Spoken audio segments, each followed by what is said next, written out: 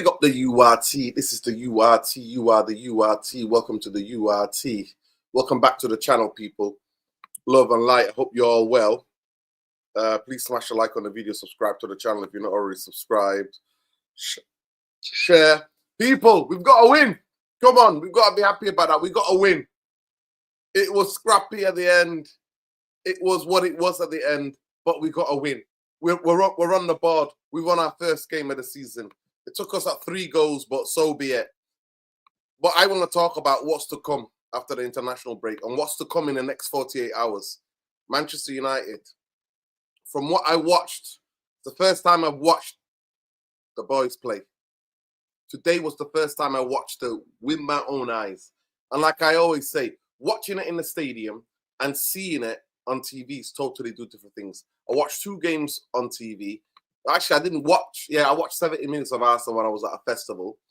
And then I watched the Fulham game with Saeed, as you know. And then we watched the other game the other night, a disaster on Wednesday. But today was my first time seeing this new look Manchester United in the flesh. In the flesh. And some parts was encouraging.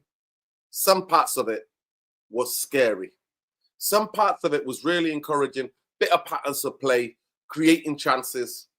Could have had a penalty with a Mount situation. I'm just like, free kick to them. Oh my God, it's just one of those. But it's the reason why I'm late, because we're hosting an event and I had to get here and, you know, the rest. You see, I've lost my voice. It is what it is. I'm not going to be doing that much talking. When this stream is over, please make sure you go over and you watch my match reaction. Go over and do that. Big up to Khalees Romilin Lassie, Chief Editor United Real Therapy. Record since the start, 21-20, Fernandes has scored more goals, 55, than any other midfielder in the Premier League. Yeah, but then no other midfielder is ever played through like we play through Bruno Fernandes. Handshake with Scott Barker and a hug Joshua Sersky at Amorim straight off down the tunnel after the dramatic win. Yeah, big up, Fury. Appreciate you. Hope you're all good. Best performance of the season. Yeah, you could say that. Attacking wise, happy. Mbeumo got a goal today. Yeah, he was good today. He was good. He was good. But yeah, it was one of them. Big up the URT. We were so weak mentally on our decision gets against us. We missed loads of chances. Yeah, and we just collapsed just like the thing. But today, I actually think they kept on the pressure. They kept on the pressure. I must say that. I think Burnley were in the game for maybe 10, 15 minutes. That's why they got their 2 goals. But other than that, I think United was in the ascendancy. But there are glaring issues in this team. Goalkeeper, we need to go around the Premier League and go and get a stable goalkeeper number 2 in. Because I'm telling you, an average number 2 in the Premier League is better than what we've got in goal. I don't trust Bayern. I don't. She looks shaky again on crosses and free kicks. I don't trust him. We need somebody, in the next 48 hours, we need a Prem proven to somebody to get on loan, to be able to put in that goal. Somebody who's going to give us stability. No frills, just stability. That's what we need. That's what we need, right? But yeah, anyway, coming up on tonight's show as well, people, we're going to be breaking down. I'm going to hear from Mumbai and hopefully some of the panelists about what they thought about the game. But that is what we need. And we need 2 midfielders, not just 1. Please do not fall for this 1 midfielder. We need 2 midfielder. We are so soft in the middle. It's unbelievable. And Casemiro legs are gone. His passion and vision is gone. And we can't just have Bruno. I thought Bruno had a good game last parts of the first half when he played as a number 8 or number 6. But at times, he was also dreadful as well. That's what thing about Bruno. He'll have good patches in 15 minutes, and the next 15 minutes or 10 minutes is dreadful. But in terms of mentality and try to get the win for the coach, I thought the players gave something today. But there are massive holes within this setup and within this team. Brian Mbeumo, big up Khalees Romilin Lassie, big up to Bombay, thanks for joining, Prem. It was really tough. Everyone expects a lot from us. It's really important for us to win, and we head into the international break with a bit of relief. The victory isn't just for the coach; it's for the whole team. We want to win many matches as possible. Mbeumo continues. It's a big club expectation high. and we need to deal with it. But great feeling to win here. What happened in the week? We had to react to the win. That's what we've done. Yes, that's what we've done. To me, those games are sky. Manchester United have scored 0 goals from 5.74. Listen, Khalees, I know you're posting this, but you know I don't believe in all this bullshit. As the match from Fulham, the only person who's actually created one big chance was Bayindir, and it was his ball to Cunha. But the bad news from the game, saw it as I was sitting there, watched it. He pulled up straight away, went down the tunnel. We don't know how. Apparently, he left. He wasn't walking as bad as he went down, but looks like he could be 5 to 6 weeks out. Cunha, 5 to 6 weeks that hamstring. If it's only a small tear, if it's a big tear, it could be 2 months. People, don't get it twisted. Bombay, how you doing? Good evening. Yeah, I'm well, man. Good evening to everybody in the chat. Good evening, Dino. Free Palestine. Big up the resistance of Lebanon. May God dispel away with people like Trump, Starmer, and the state of Israel, man. So, how did I see that game? That's what you want to know. We don't call it Israel. We don't call it a state anymore. We call it the entity, a Zionist entity. The Zionist entity that is a cancer. Anyway, I want to big up. I want to just say a shout out to Scott Parker. I quite like Scott Parker. I think he's a good manager, and I hope he does well. And I hope Burnley stay up. He spoke really, really well. For me today, that's more in line with, you know, a level that I think, okay, good. First half was very good. I thought we played really well, pressed them very well. Problem with us is we make it hard when it doesn't have to be. We don't put away our chances. You know, today we created some very big chances. There was some decent play. They had two shots, 2 goals, and we've got problems with set pieces. We do. By end day today, I don't really have a problem. I thought distribution was quite good. I don't know if he could have done anything about those goals because the second one, it's all point blank range sort of thing, bouncing off people. So I don't really blame him. We're just not dealing with set pieces very well. Every time we get one against us, it's a problem. But in the main, man, I thought we did play well. I really did. Of course, lots of improvement yet, man. We have to improve in many, many areas. But today, for the manager and just for the noise levels to reduce, we needed to win. I don't think we scumbagged it or anything like that. We definitely deserved to win the game. We should have been out of sight, but we made life very difficult for ourselves. But fair play, we kept pushing, kept going, kept trying. And it was a grueling game against Grimsby with the conditions. And, I think mentally it would have took it out of them, the amount of shit that they got. Rightfully so. It's terrible. But today's definitely, sky brightened up a little bit. You raise a glass. Well done, boys. It's a good way to leave for the international break on a high, on a win. 4 points from a possible 9 is not a complete disaster. Everybody is dropping points. Spurs dropping points, City dropping points. So if we can come back, and our record against the big boys is surprising good. I mean, you expect to get pummeled. It's not easy. Chelsea, City, these are big teams. Chelsea are doing really well. But at least you go away now, man. Take a break. Shit international football. But we won. And come back, take stock, and see what we can do against Manchester City. So a good day, bro. A good day. Considering where we were, do you know what I mean? On Wednesday, it's definitely a good day. Imagine we lost today.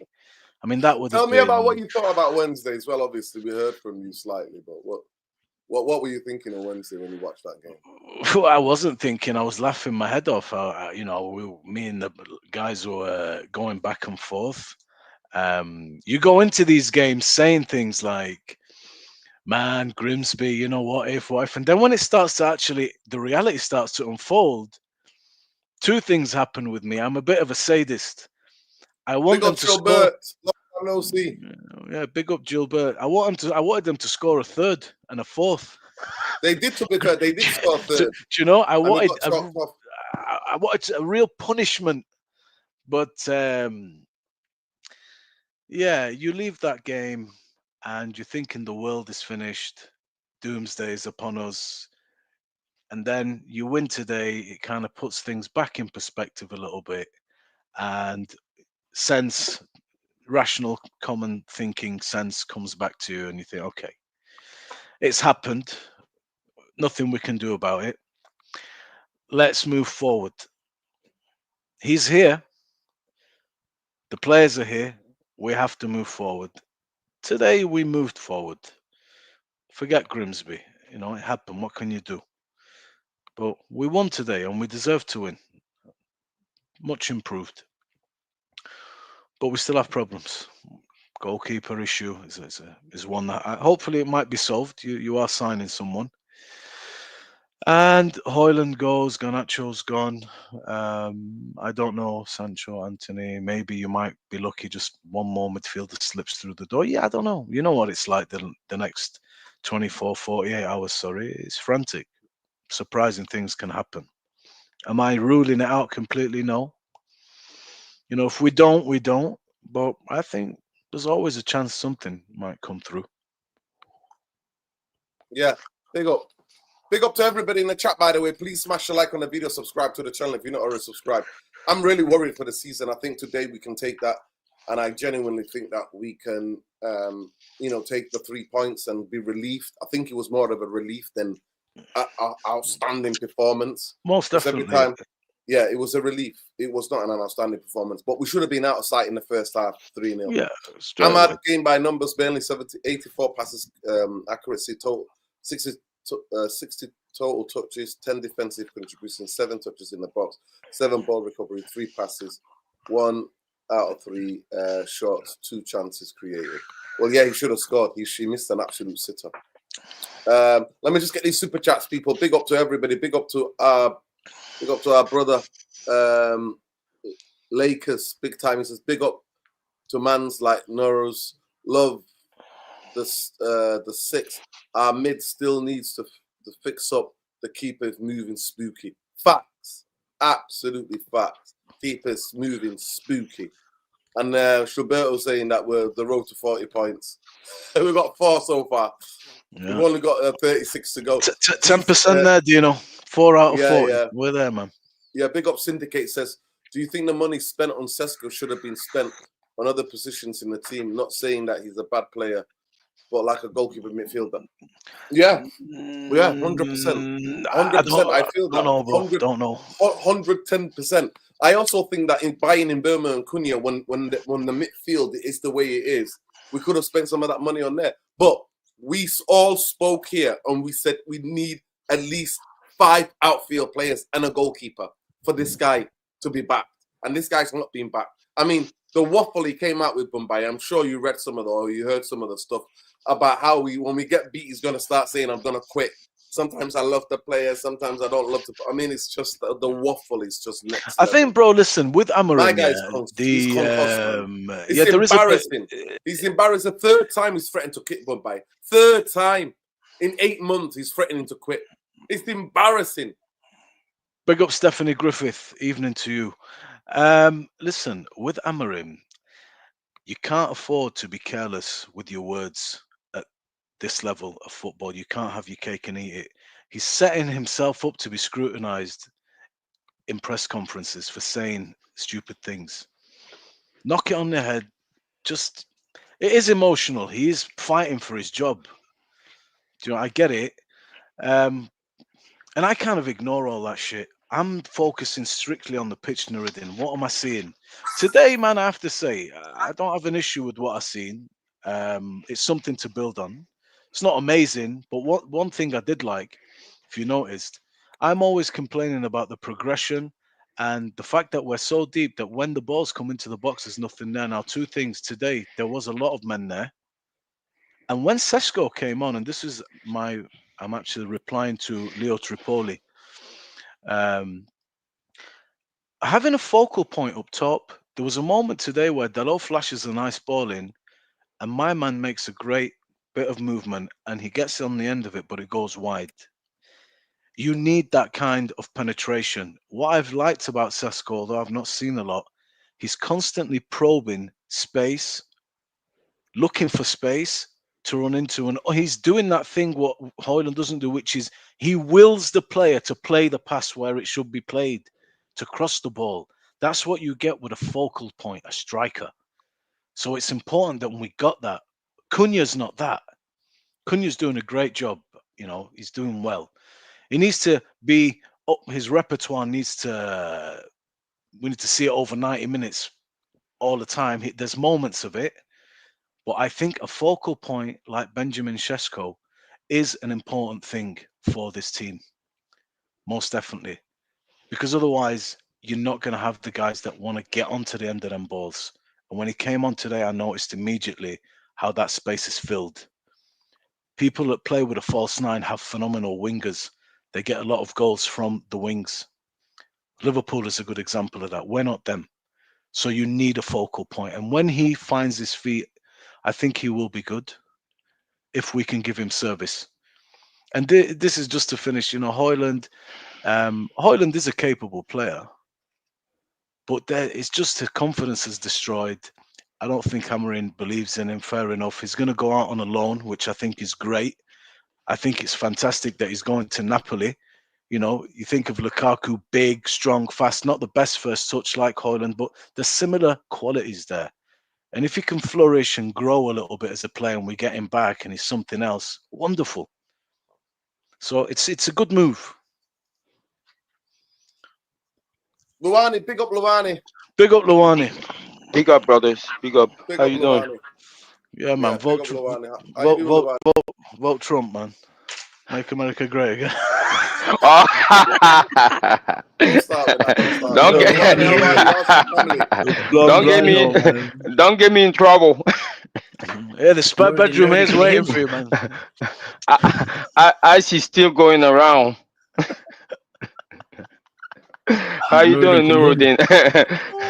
Yeah, good. Listen, Luani, let me just get in Trebles because he's going to go to bed. Yeah, He sure. just wants to say what he has to say and then he's going to get off. Go ahead, Trebs. Nuruddin, can you hear me properly? Yeah, we can hear you. Yeah. Go ahead. Do you know what? Yeah, today's performance. Yeah, it's not. Look, yeah, we won the game, 3 points. It's scary. Yeah, I mean, it's just smash and grab, whatever you want to call it. I'm happy in it because we just won the game in it, and this international break, we got the 3 points. You see me, yeah. This thing, yeah, and it's embarrassing. Is because someone like him, yeah, coming out and saying things like this. Like, even though I like him as a manager, Sean Dice has came out and said, "I would have won more games at United if I was there." It's basically sending shots at his manager, saying his system is crap. Everybody's talking about it's not going to work. Now, I think City game, I believe we can get a win there. I've seen it before. I feel like they're vulnerable at the back. I feel like we can get at them. I'm just worried when we play Chelsea because I know Chelsea's record against us at Old Trafford has not been very great. They have not beat us since 2013. But I feel like with this manager, the way he plays, and they got 3-man midfield with Caicedo, Enzo, and Palmer, I'm absolutely dreading that game, honestly. And how Caicedo's been one of a few of their good players. Enzo's Enzo firing as interextend. well, Trebs. Huh?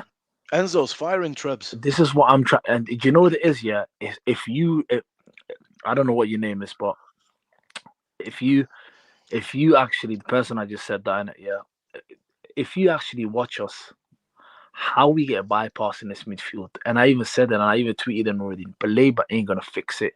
This man needs to know to respect this league, and let alone football. Let alone people say don't respect football. This league is not a Portuguese league, bro. You're gonna get overrun. You need to play 3-man midfield. Yeah, you need to play a 4-2-3-1 or a 4-3-3. He does not get that. So you give him X, Y. You talked about 5-6 players, X, Y, Z. You give him everything. It's still not going to click. This system ain't going to work. And he's even come out in press conference and said, "Oh, 4-3-3. Oh, I played 4-3-3 before." But why did you abandon that? Because this system you're playing now, it's not working here. And you got 7 wins this is your eighth win at Auto. So this is after 29, 30 matches, and yeah, you got 20, you got 31 points. So this is not good enough. Honestly, it has to change. You know what? This international break, there needs to be talked over. You change your system. If I don't see him changing, I don't think he will, because he's an egotistic manager, stubborn guy. He thinks about him and himself. You go and stick and die by the sword. But I guarantee you, it's gonna take one or two battering for you to happen to actually realize this system stinks, and you keep persisting with it. And the people say the managers they die by the sword, but they won't. They'll die by the sword if they get results. Barring today, how long does he get? How many often did he get results? Last season he had 7 wins. He went 2 months without a win. That was against Leicester, and he didn't win till May. From March till May, 2 months he went without a win. I mean, this manager here is very concerning, bro. I've not been a fan of him, and I've never was a fan of him, and it's very, very concerning. I know we beat Burnley. You could say, yeah, cool victory, but listen, it's not like we convincingly won that game, bro. Look, an own goal, a Brian and Burnley goal, and a last minute penalty, and the celebration of Fernandes. That, bro, you play Burnley, bro. It's not Liverpool, it's not Chelsea, it's not Man City, it's Burnley. It's not Arsenal, it's Burnley. And you at that last minute, this way, I don't know, man. Dark time ahead, man. Dark time ahead. I do feel like there is trouble on the way, man. I don't want to say it. If you any feel or think they're gonna do madness, Nuruddin, they're only gonna get a goalkeeper. That's it. They're only gonna get a goalkeeper. Don't think of anything else. That's it. That's probably done deal. We can't throw in Lamins, who's come from the one of the poor leagues from the Belgian league. We need to go around the Premier League and look at number twos. Who's got a good Nuruddin, let me finish. We need to go and get them that goalkeeper. And number 2 in the Premier League, who's just stable. But finish up. Go ahead. Now, what I'm trying to say is, to the guys that rated Ineos 8 out of 10 that were telling me 8 out of 10, mate, the propaganda and the nonsense they feed you to say this is you know this window, how much I'm giving it. I'm not even trying to be this. I wouldn't even give it a 5. I give it a 3. I'm not giving them no absolutely whatsoever 0, because to me, I don't think Cunha, Sesko, and Brian and Ben were enough. And don't get me wrong, barring Sesko, because I've not seen much of him in it, yeah, because I like Cunha and Brian and Ben, and I hope Cunha injury is not serious today, because someone said to me he's a hamstring, so I hope he's okay, yeah.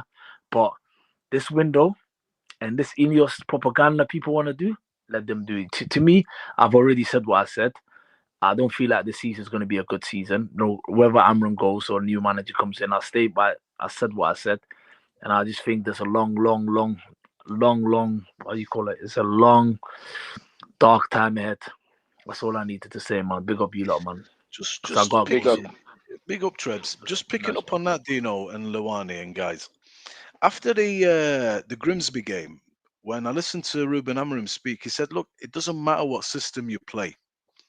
He was digging out the application and the effort and the desire of the players.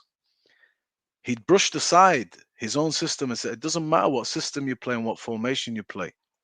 If you go back and look at what he said post-match straight away on the pitch, he said it's about the application, and the players spoke loudly today. He was digging out the players.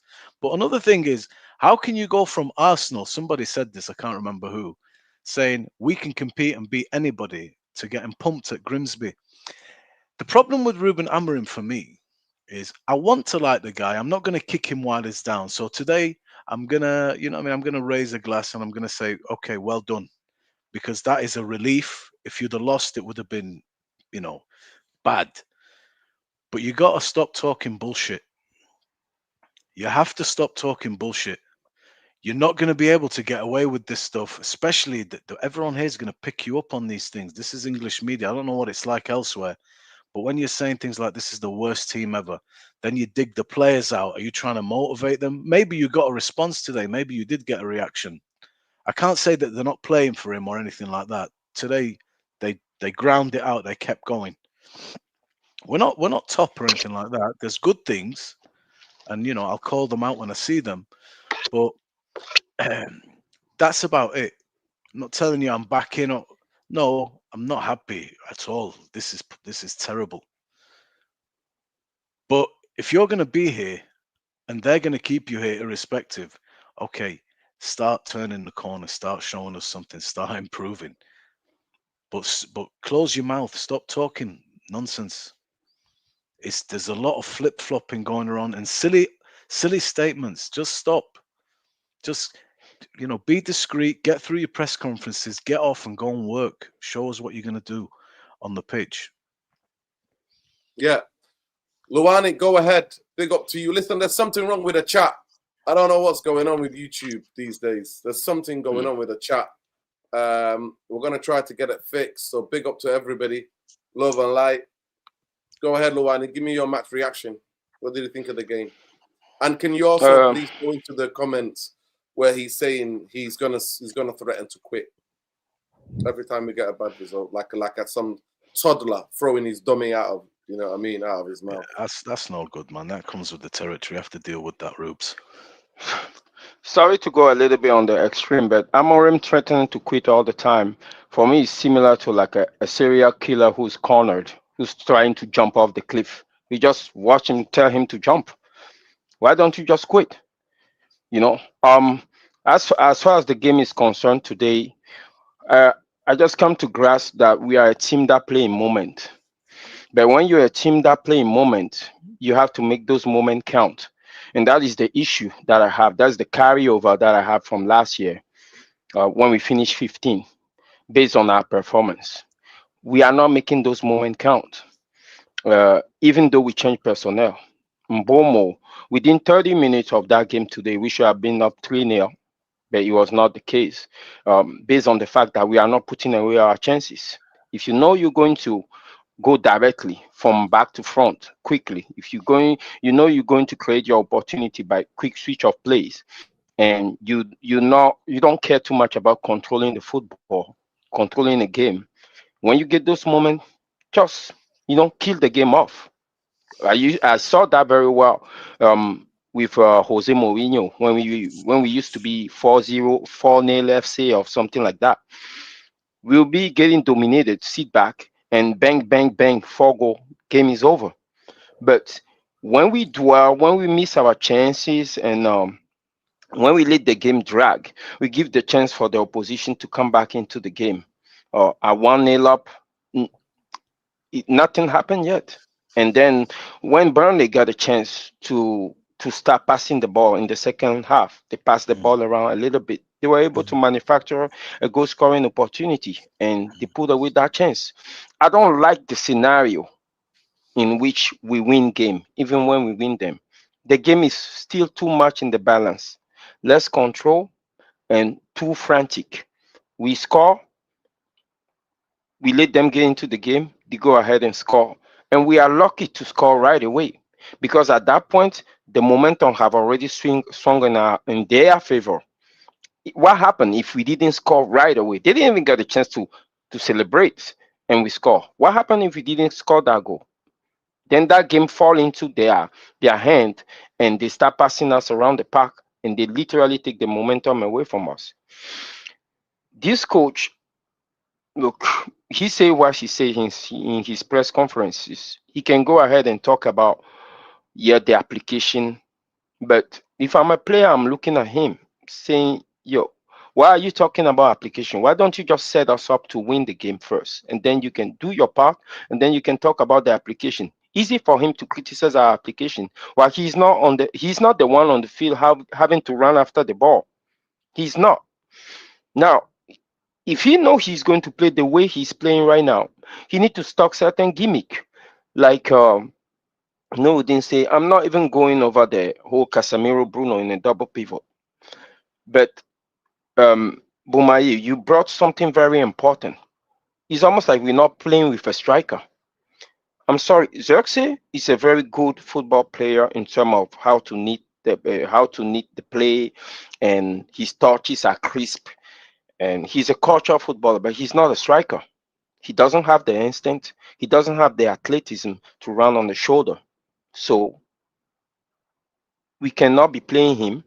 And Cunha is not a striker neither. So if I were to at least advise him something, is play Sesko.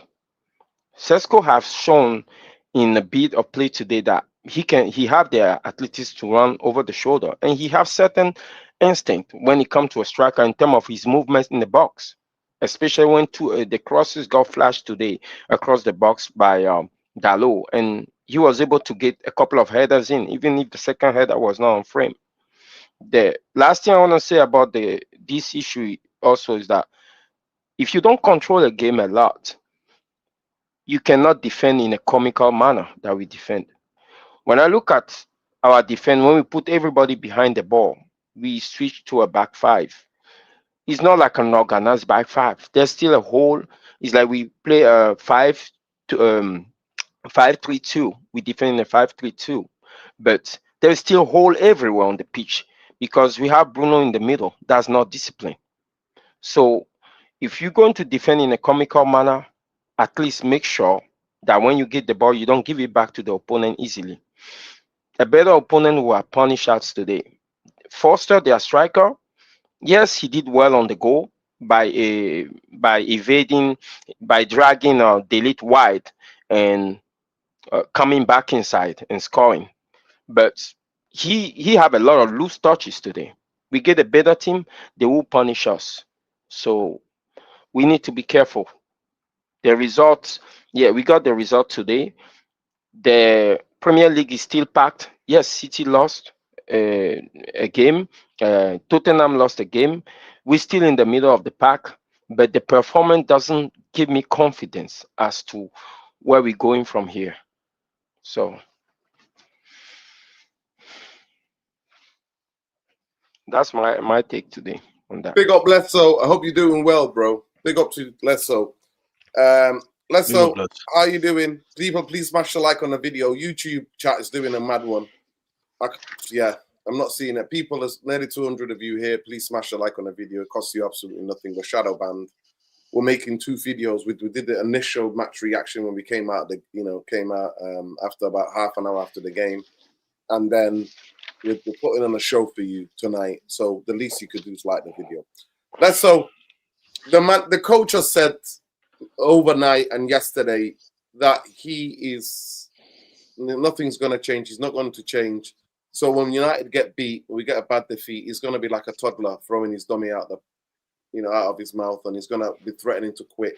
But initially, what did you think of the game? Are you relieved, like most of us, that we got the 3 points today? Yeah, of course. I mean, you don't want to lose any game, despite what we may.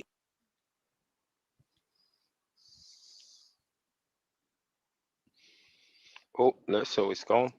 I think you pretty much covered it.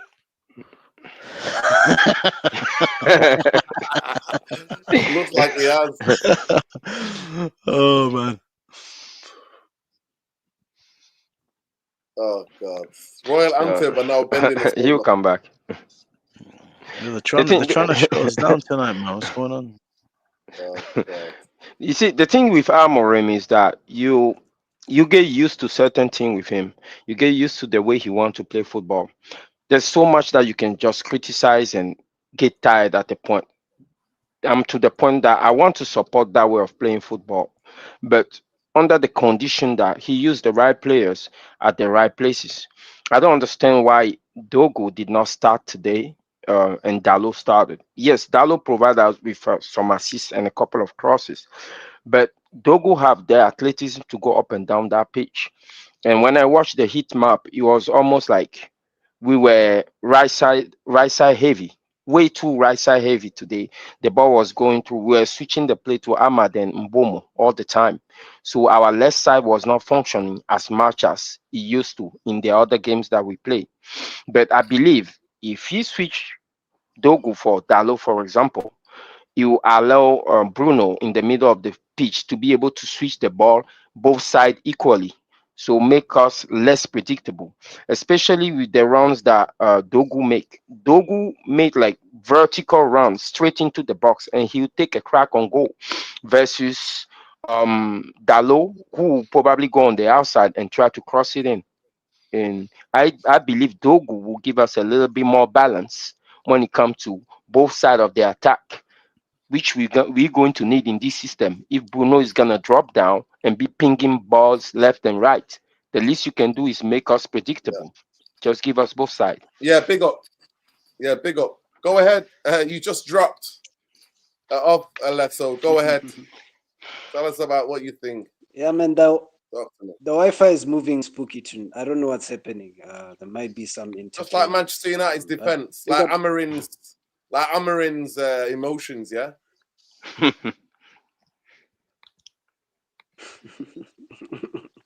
No, big up to the panel. Smash the like button, people. And yeah, big up to the chat as well. Well, it is what it is. We of course we don't want to lose. There's no game that we want to lose. So, you know, of course, there's a part of me that's relieved, but you know, there's still that lingering part where it's like,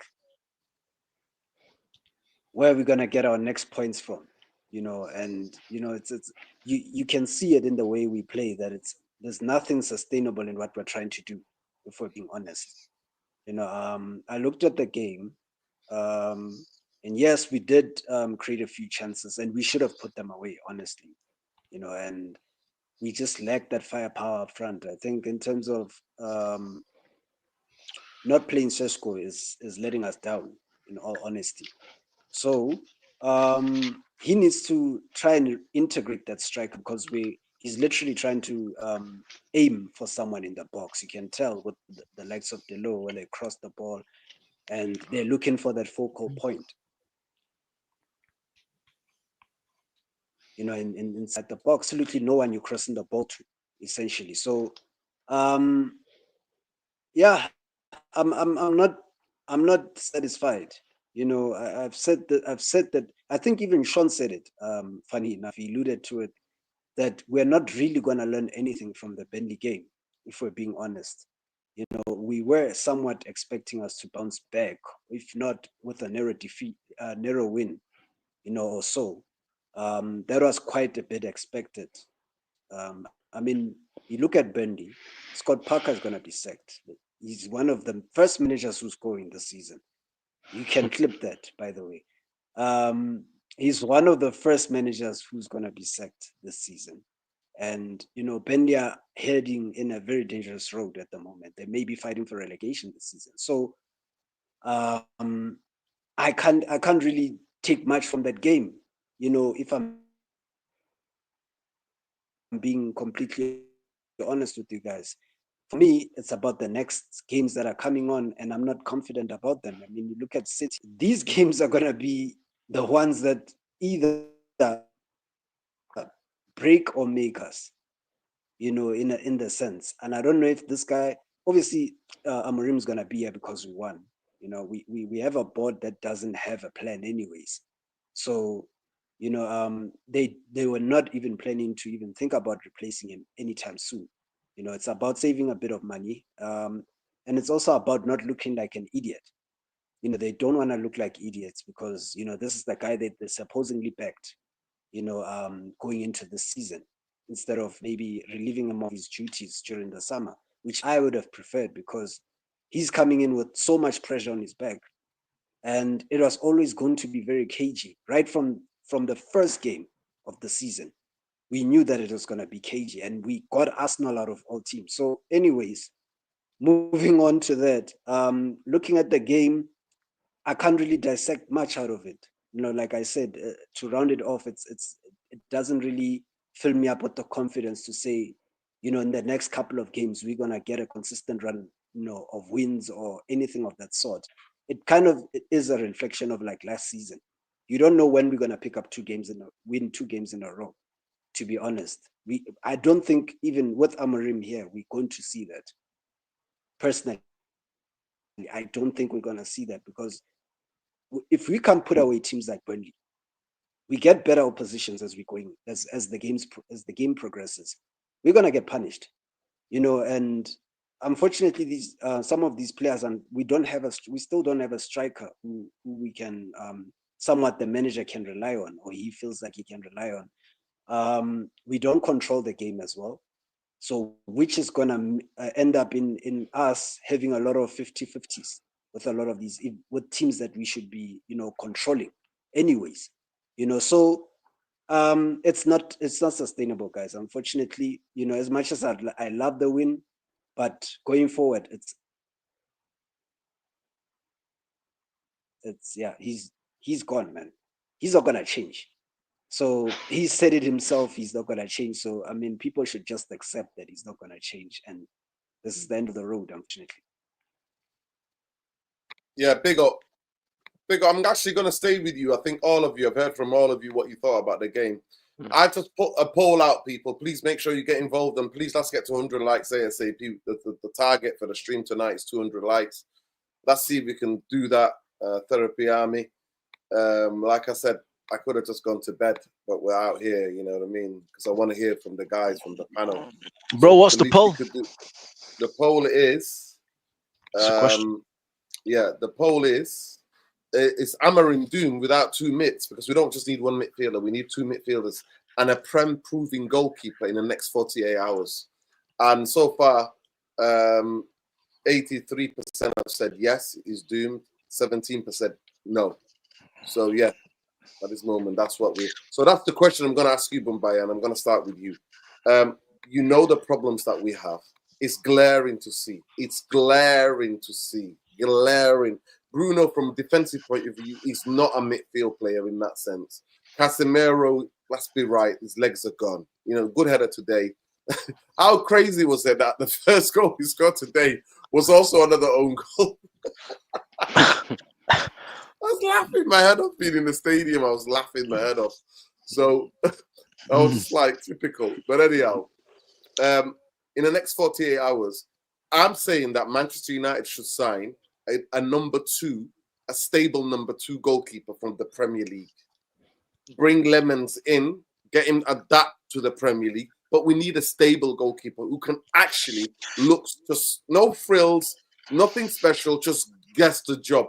Save when he has to make a save, come and claim when he has to come and claim, but just because I don't trust Bayindir. I'm be real with you guys. I don't trust Bayindir. There was a moment in the game where the ball went through to him, and he spilt it. And if the striker was there, it would have been an open goal. I seen it. What is going on here? And he said to the defender, I've got it. It's absolutely ridiculous. Brilliant. So that's the question I want to ask, and that's the big question for us tonight. Letso's already saying this coach is doomed. We don't need a believer, we need 2 midfield players. 2 midfield players. And a Prem number 2 who's already in the Prem, and number 2. Who's Arsenal's number 2? Who's Liverpool's number 2? Who's Brentford's number 2? Who's Brighton's number 2 goalkeeper? Somebody who's stable. That's what we need, guys. So without those 3 players, he's doomed. Because better teams are gonna take us apart. Mark my words, better teams will come through us like butter through knife. Go ahead, Bombay. Well, look, man, there's so many ways you can look at this, and this is going to be a prelude to how we're going to discuss our team and whose fault it is that everything's going wrong. What's going to happen is we're going to have a large crowd that are going to reference Ineos and the Glazers, and they're going to say, you brought a manager that wants to play this type of football, and you've not backed him. That's what it's going to be. Now, if you look at this, then you think, all right, you're the manager, you're here, you knew the players that you had. You have to improve some of these players. Is anybody improving? Is the team collectively improving? What I'm not going to do, what I can't do, is what we argue about all the time. I can't keep referencing Ineos and the Glazers. If they're incompetent and they've made a mistake signing this manager, sack him. You made a mistake, get rid of him, get the next one in, no problem. Problem solved, right? It's a good team. If you wanted to play 4 at the back now, you could. What's the problem? You've got the players there. You got the midfielders there. You got the wingers there. The only problem you have now is on the left wing. Garnacho's not there anymore. So that's the only place. But if you wanted to play 4-5-1, 4-4-2, what's the problem? You can play that. You got the players.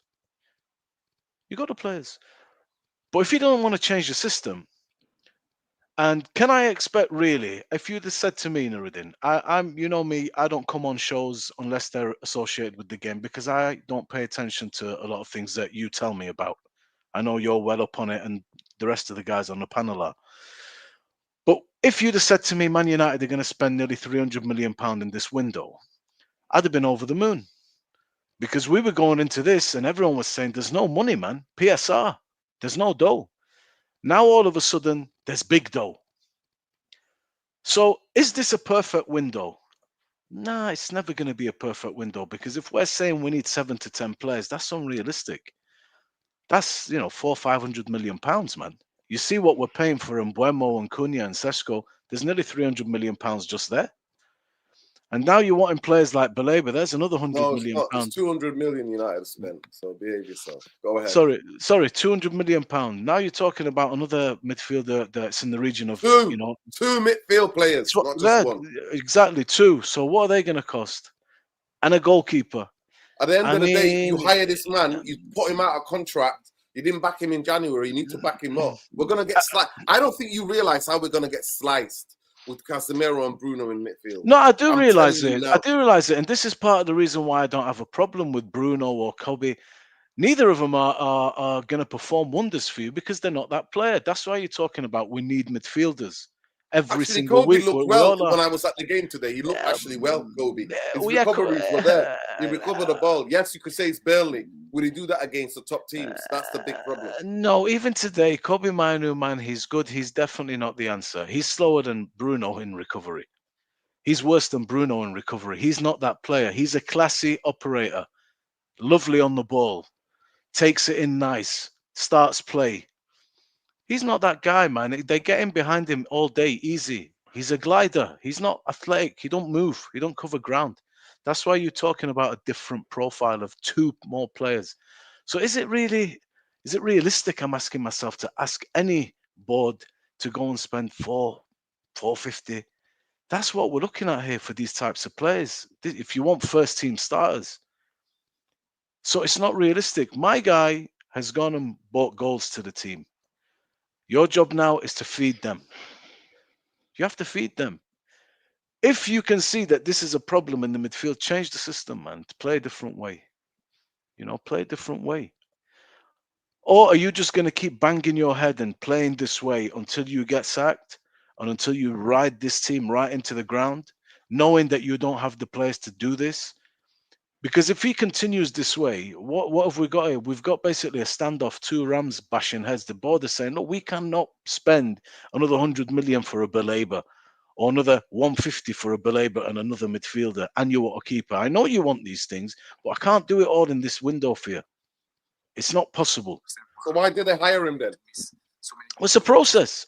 They hire a manager. We finished 15th last season. I just want to remind you, we finished 15. I want to hear from these 2 guys, but wrap up your thing because I want to hear from Ben and Sean's match reactions. Bro, why are you signing a guy you didn't back in January who finished 15th, who's already struggling, who just got knocked out by a team? We got bought for 60 minutes on Wednesday by a team in 4th. So somebody needs to mute. Someone in the background. Bro, nobody put a gun to my man's head. He knew the squad is coming to. If promises were made, that's something I'm not privy to. This is not a 15th place finish squad last season. And the teams that we're playing, we have better players. But you're wide open in midfield. Danny Murphy come on TalkSport and said, look, it don't matter who you put there. This is the Premier League. If you put in 2 against 3, you're just going to get overrun. And this is part of the reason why I'm going to be looking directly at the manager. I'm not interested in anybody else. If the players don't come in, they don't come in. Change the system. Change the system. Or if you're going to stay wide open like this, what do you want me to do? Even with this system, if you play 3, Casemiro's done. And like you just told me about Kobe. And then if Bruno is the 3rd guy, then both of them haven't got the physicality. Yeah, but don't forget, Nuruddin, we're talking about an extra body. And we've already sent Collier. We're talking about an extra body, bro. The only kid who had legs, we sent him on loan. Yeah, but you just said something. You just said something. And I've heard this many times. Even if you get a guy like Carlos Baleba and put him 2 against 3, it doesn't mean anything. That's why we need two physical. Even if you bring two midfield believers players. and put them in there, 2 against 3, You it doesn't can't. No, mean you anything. can't. No, No. It does. It does, doesn't. Bombay, because you can got people then. Imagine if we had Kante and Matic in this midfield. Yeah, well, they won the Matic, league. what a They player, won the what a league. player. Kante and Matic won the Kante, league with Conte. It's still not gonna work, Noodin. It's not going to work. Noodin. No. You're out. Noodin, Noodin, I have a question for you. Let me finish. This is my part. Let me finish. Your wingers. You just asked me the question, so I'm about to finish. No, don't do what you did 2 weeks ago. Well, Don't do what you did 2 weeks ago. Listen to me. Listen to me. Listen to me. Better. Just listen. It's not going to look anything better, right? You're making a conjecture. Don't even entertain in that. 2 against 3 is 2 against 3. Your fullbacks are not giving you any sort of help in terms of overloads. They're not doing any of that at all, midfield wise. You're completely isolated 2 guys. And you're expecting to vacate and leave just one guy because you want a guy to drive the ball forward. What about when they transition and it's just one guy there? It's not going to make a difference. 2 against 3 is 2 against 3. I don't care who you put there. No, then I have a question for you. Like you say, he need 2 midfielder. Now, if you are Amorim, what Luani, profile of please, 2? What Luani, will hold up. Please write that question down for me. The point I want to make to you: if you were to get 2 physical output players who've got technical ability and who are physical as well, they can cover the ground a lot more. I see Brighton play against other teams. They might play 3, but Belabor covers a lot of the ground, and very quickly gets himself in a position. So what I'm saying to you, we would not look. Of course, it's not going to be perfect, but we would not look as open as we look. I just want to get the match reactions quickly. So just is somebody got something on? Yeah, what? I hear it as well. I don't know what the hell's going on, but anyway, I'll go to Ben first. Ben, how did you see the game? Are you just relieved that we won? Because that's what it was in the stadium. And then we'll go to Sean straight away. Yep. Good evening, everyone. Good evening, the panel. Free Palestine. Pick up the chat. Make sure you hit the likes, people. Yeah, I'm just relieved, man. I think you're spot on, Nerdin. I'm not getting too gassed. I'm not getting being negative. Yes, 3 points on the board. I want firstly big up to Bruno, obviously scoring that penalty at the end. That's the only credit I'm going to give him. I still thought he was fucking Sean, shite, did you hear that? Today. The fact that once again, no leadership, especially in the set pieces. No leadership, nothing, no motivation from the players. The audacity that this guy calls himself a captain is abysmal. But anyways, I thought it was one of Bruno's better games, but I still thought he was shit. I'm glad that we won though the game, because now that it's 2 more days to the window, I know that Bruno Fernandes is not going to be leaving this club. So I need Amorim to stay in order to stick. I need him to stay because, like I said, I always think Bruno's like basically a cancer in this team. Like he's basically a massive problem in this fucking team. I mentioned with Grimsby, I mentioned in the last video, I said that these players, yes, Amorim got it completely wrong at the Grimsby game, but these players, when they go out to a 4th tier team or 3rd tier team, all they're going to be thinking about is, these guys are nobodies. These guys are on £10,000 a week. I'm on 50 or 60 or £100,000 a week. I'm just going to play shit. And look what happened. They played shit against Grimsby. Absolutely diabolical. What they do today? Yes, it's Burnley. We had so many chances. And quite frankly, we should have been probably about 4 or 5-0 up in the first half. And, like I said, man, I've got to get on to these players, man. I've got to get on to these players. I'm sorry, man. Yes, you can miss chances in football, but oh my fucking god, how many chances are we going to be fucking missing? I remember this with Ten Hag last year when Ten Hag was on the verge of getting sacked. There were so many sitters we're missing all the fucking time. Do you know what I'd be doing the next morning if I was Amorim? I'd be getting every single one of them bastards on the team that were selected on the team and saying, right guys, we're not going to be doing any passing drills or any of that shit today. We're going to be doing finishing drills, one-on-one finishing drills. If you miss 30 push-ups, if you miss 30 sit-ups, just punish them if they don't fucking score, man. It's getting a joke now. We should have been at least 5 or 6-0 up in the fucking first half because there was that many fucking chances, man. I was getting so fucking annoyed. I was like, now watch, they're gonna score. They're gonna score in the second half. Watch, and look what they did. We're just sleeping. We let them get back into the game. Once again, our set pieces again, man. It's actually, I'll be honest with you, my Sunday League team's better in set control, defending set pieces than Man United, bro. The fact that there's so many, like, it just feels like when we're defending set pieces, it just like we're all communicating each other. No, I got the ball. I'll get the ball. No, I get the ball. Like, there's just so much confusion in our defense in our defense and of our set plays. Like, come on, this should be the captain of United. Bruno should be demanding where everyone should be going. I remember every time when De Gea was in nets, De Gea always, like, you always heard De Gea shout away, like, get it away. We don't hear anyone. There's no one. There's no focal like point at all in our defense. And like, I've got to get on to these players, man. The players were a fucking disgrace today, man. Like the fact that we've missed that many chances, man. And it should never be a 3-2 game, man. And like the goals we give away, bro. Nerdin, you said about 2 midfielders, man. Hold your horses. We need a fucking keeper as well, man. We need a keeper as well. And the fact that people are saying, what are you talking about? It's 10 out of 10 window. We're back. When Mbeumo and Cunha are statement silence, man. This is how you know this club's going downhill, man. Honestly, it's a fucking joke. We've got 3 days or 2 days left in this fucking window. I expect 2 midfielders and a fucking goalkeeper, man, to at least say, right, you've done your job. Let's go at the pitch. It's all down to you, Ruben. Let's go. Take it away. But yeah, man, look, I'm not gassed. Yeah, we played all right. Like, and do you know what? Some would say that last season we were shit in terms of playing against teams that played the low block. There was a times, Nerd, I don't know where you've seen it at Old Trafford. Burnley were defending with 7 players. I saw that on TV. And like I said, we struggled a lot with teams that are like play low block. So I'm glad, obviously, we won the game and we had a lot of chances in a low blocks and a low block team. But yeah, man, like, I'm not getting too gas. It's a Manchester derby next. I hope Cunha's okay, man. I think he's going to be out for the derby. I think he's going to. And by the way, but by the way, let me just get this Mupsy, big up Mupsy. So I'm glad Mbeumo scored man of the match for me. Yeah. No 0-7 in 4 for him.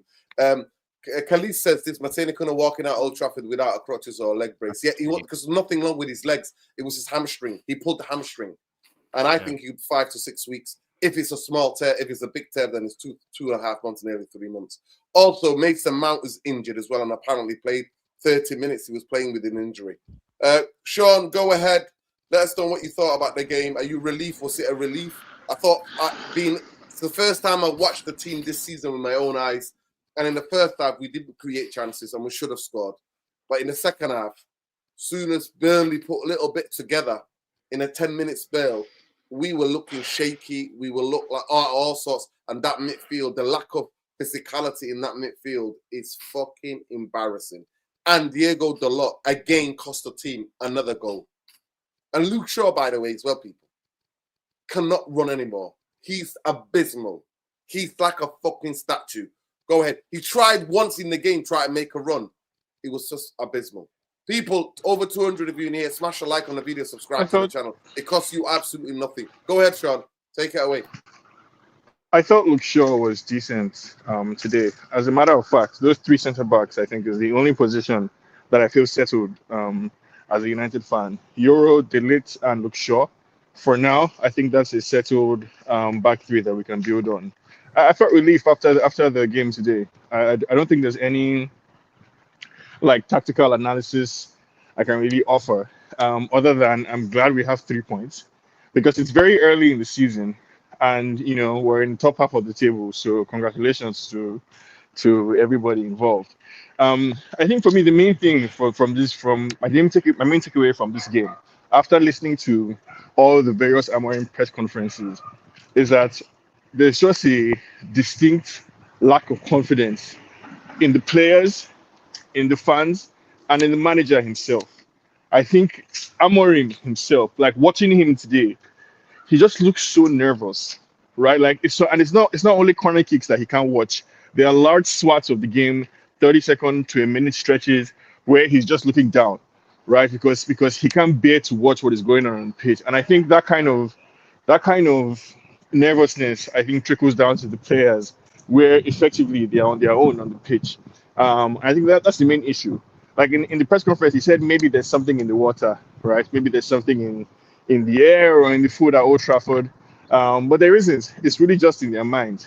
So 3 points was extremely important today. I think it's good that it's 3 points and everybody goes on a holiday. So let them go and relax. Everybody, relax, get refreshed, and then come back.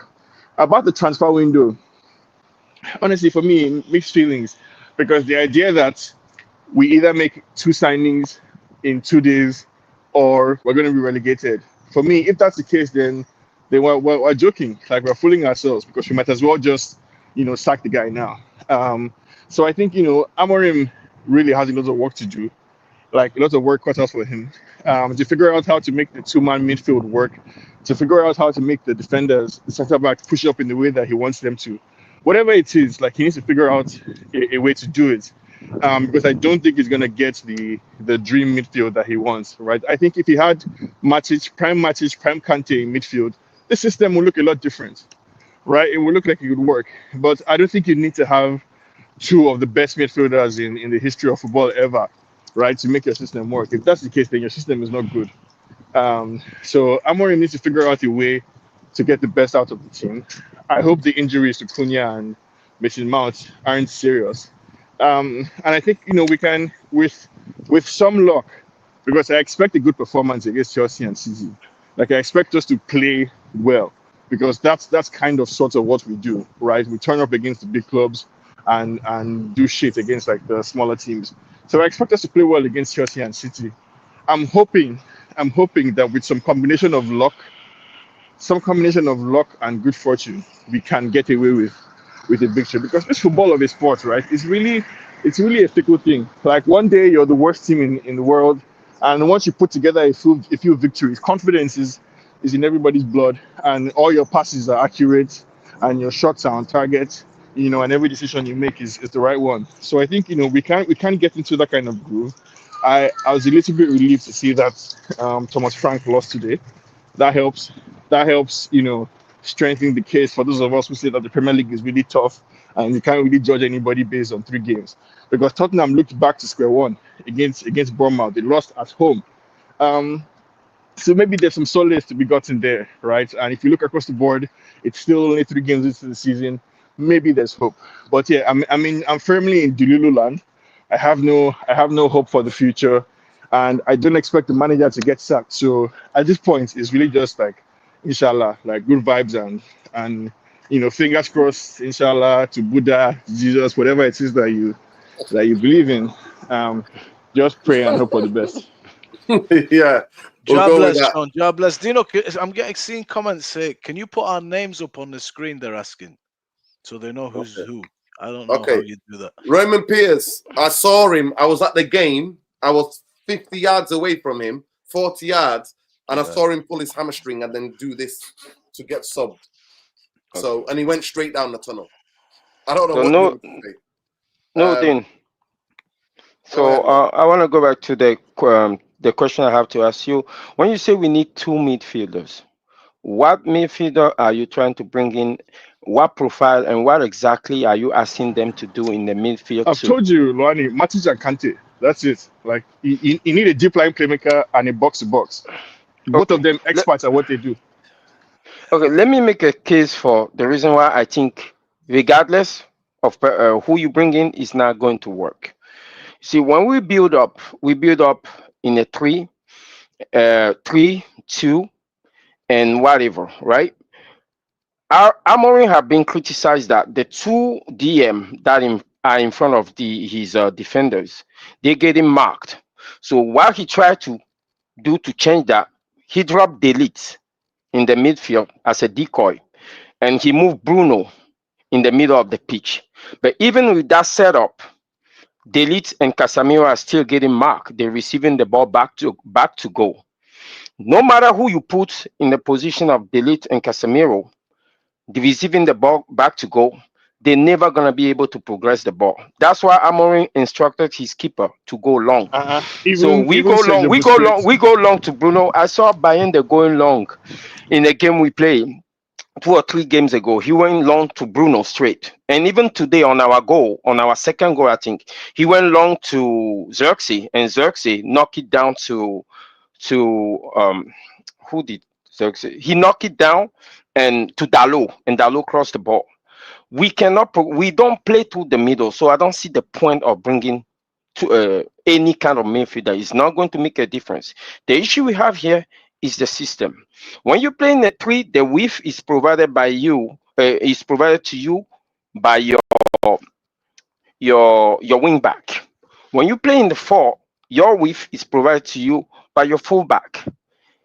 All the team that play with a 4, they invert their wingers. They invert with their wingers, especially when they play in a 4-2-3-1. They will invert their wingers, and they have a 10 plus their 2 DM. That makes 5. If you decide I remember last year there was a point, Nuruddin, you made mention of it. Amorim was almost playing in a 3-2-2-2, right? This is his way. There was one of his way he was making his wing back narrow, but still team catch up with that, and they were exploiting our flanks. So again, he moved them back. The only way this system can work is if Luke Shaw and Euro are brave enough to step into that midfield carrying the ball, or they good enough to punch a pass through that midfield like Lisandro used to do.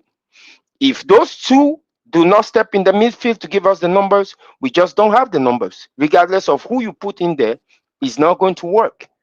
They will receive the ball back to goal. I imagine. And the reason for which this work for Brighton and Baleba don't have that much to do is the fact that we neglect that Brighton keeps the ball all the time. So they don't get exposed in transition often. When you keep in the ball, that's fine. But in our build-up phase, we don't keep the ball. We go long all the time. Once the ball go long and stays in the air, especially when we're doing our switch of play, it becomes a 50-50 for everybody. When you lose that 50-50, Casemiro is down there by himself. It doesn't matter if it's Baleba. He's not going to be able to cover that much space. He's not going to be able to mark that much people, because the opponent is playing a 4-2-3-1. They have 3 people at that time in transition. They have 3 people behind your first line of press. It's never gonna work. He just need to change the system. Nuruddin, just to move on a little bit exactly from what Luan is saying. You know, when we're trying to build up the game, you constantly see us go wide. It's either he's bypassing the midfield and basically conceding the midfield with the 2, going wide in the hope that he's going to move forward quickly, bypassing the midfield, but it's not working. And also, if you've got 2 guys here, let's say you've got 2 Balebas there, yeah? How we're always looking at our defenders and we get bored of them passing it side to side, because 2 against 3, you're trying to get free to receive the ball to actually start something. They're effectively outnumbered you already. So to receive the ball from the defender is an impossibility. It's like clogged up in that midfield. Bruno's coming deep to receive it.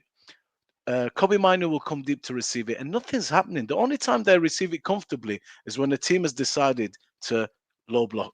It's all right. Come at us, and we're going to transition.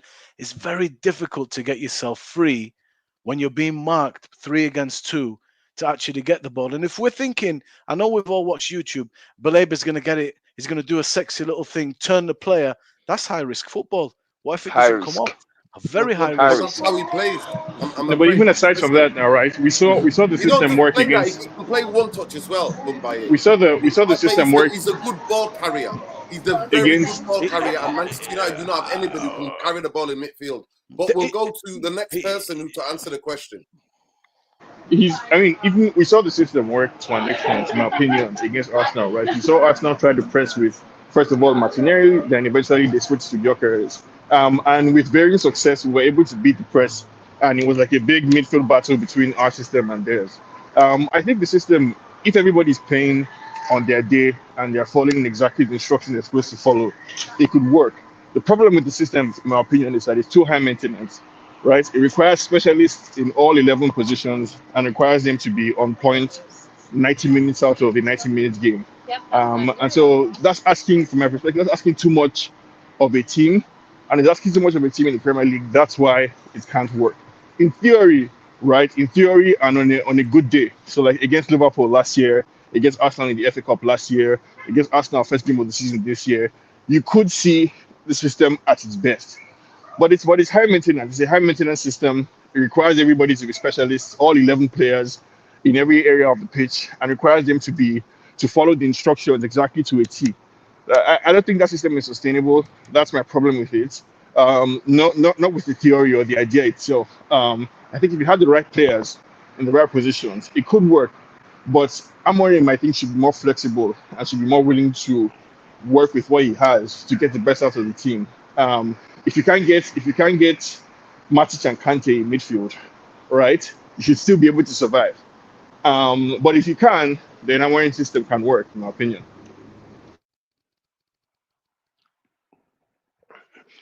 I'll give you an example, Sean. I'm a center back, right? And I see your Just want to main hear. playmaker. I just want to hear from Lesso and Ben on this idea.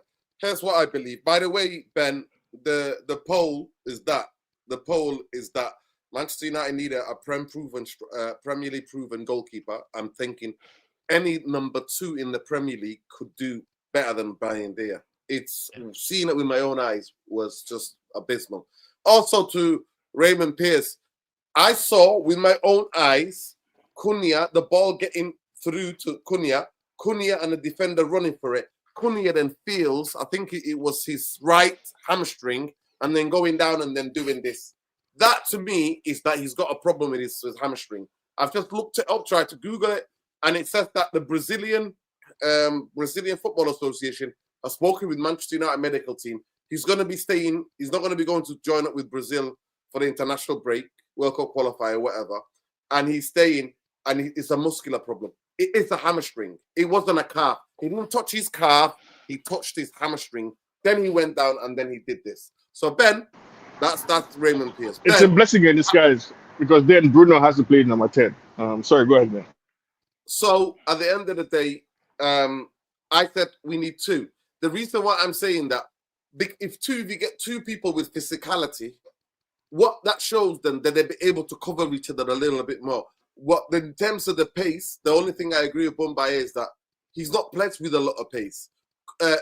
Mainu suits a team who's actually got other midfielders who can win the ball and get him on the ball to be able to create, right? And to play the 1-2 touches, to maneuver, to go up the pitch and maybe do a bit of damage, get past a couple of people, do that type of football. But today, actually, he had the best recoveries out of any players. So I want to go to Lesso first, and I'll come to you, Ben. Lesso, do you believe that? Yes, overall, I think Amorim, he alluded to it in last night. I don't know if you watched the second part of the press conference, but he says this is the system he's sticking with for now, but he is open to the evolution of that system because he's played 4-3-3 or 4-4-2 as a player. And he knows those systems. That's what he said in yesterday's presser. But do you think, for me personally, he's doomed? And you've already said it, actually. But just to reiterate quickly, and then we can go to Ben. Then Bob Bayer can analyze everything that I said and, come back at it. But I think he's doomed. If we still have Bruno and Casemiro in midfield, he's doomed. Because that is the gimmick that's not working. Go ahead. No, 100%. The club's not going to sign. I don't know how people are expecting us to get 2 signings when the window's practically almost shut now. No, 3. 3. Yeah, well, never mind 3. We won't even get 2. So I think at best we're going to get, like I say, it's a goalkeeper. I think the goalkeeper is the only position that they see as I'd say as a necessity for the football club. I think the club in itself, to be honest, has given up on whatever we're trying to do with Amorim. I don't know if people have peeped that, because I've always said that a transfer window tells you a story. If a club wants to really play whichever system that we're trying to implement with Amorim, they would have went after wingbacks as well. We've never once heard anything about wingbacks, about us signing wingbacks or, somewhat even getting as many players as we can. So for me, he's pretty much doomed. The club never really fully backed him. I think they just kept him out of for the sake of, I don't know why they kept him, to be honest. It's basically reminiscent of the whole Tanakh thing, to be honest. And yeah, it's just clueless from top to bottom. And for me, just to round it off, he's not gonna change anything, to be honest. All this talk, all this poetry and nice talking, this guy knows how to mesmerize people, in the way he speaks. So people will think he's gonna do something, and he's not really gonna do much. He's not gonna change anything. People need to start believing in these managers when they say they're not gonna change. You had Ten Hag said the same. He also said the exact same thing himself, that he's not going to change anything. And it's an ego thing. Whether we like it or not, these guys also have their egos. They want to prove that whatever they're trying to implement will work regardless of how bad things look. It's their way or the highway. So in that sense, I've already given up on him. We're not gonna sign a midfielder. And guess what? All roads lead to pretty much car crash. So it's he's done for, honestly. And it's just a matter of who are they going to recruit?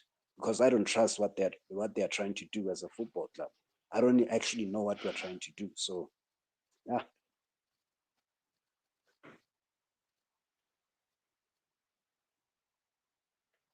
Go ahead, Ben. Yeah. People, let's get the lights up. Mods, what's going on? Get the lights up, people. Get the lights up. I just want to update the poll. The poll is Amorim doomed without two mids and a Prem proven goalkeeper in the next 48 hours? 83% of you have said yes, 17% of you said no. That poll has not moved. Go ahead. Yeah. I mean, the fact that even those Ineos bootlickers that even have like even some form of confidence that we can easily get one signing in. Honestly, man, I actually don't believe we'll get anyone like at this rate. Like even I know Lamons was out of the squad in Galatasaray the last game, but that doesn't give me any hope, man, because who's running our football club, man. It's just spastics, that just do not know how to do their fucking jobs. Just simple as that. We've got a fucking owner who got rid of 200, 300. Yellow card for that one. Say yellow. Say yellow. We don't use that language, bro. Come on, man. Okay. Better than that. Go ahead. Okay. Apologies. Yeah, man. Look, at the end of the day, we've got people that they got rid of 300 staff. They've increased sticker prices. We're not like I just don't see, like, people have the audacity to tell me that there's a clear plan for Ineos, like, this 2028 Premier League, run. I just don't see it, man. I just do not see it, because you're just not putting out statements out there. Like, Baleba would have been a proper statement for the football club, and like Lesso said, like, he can't see getting Ineos getting two signings. I can't see Ineos at least getting one, man. With the system though, like, I generally don't like.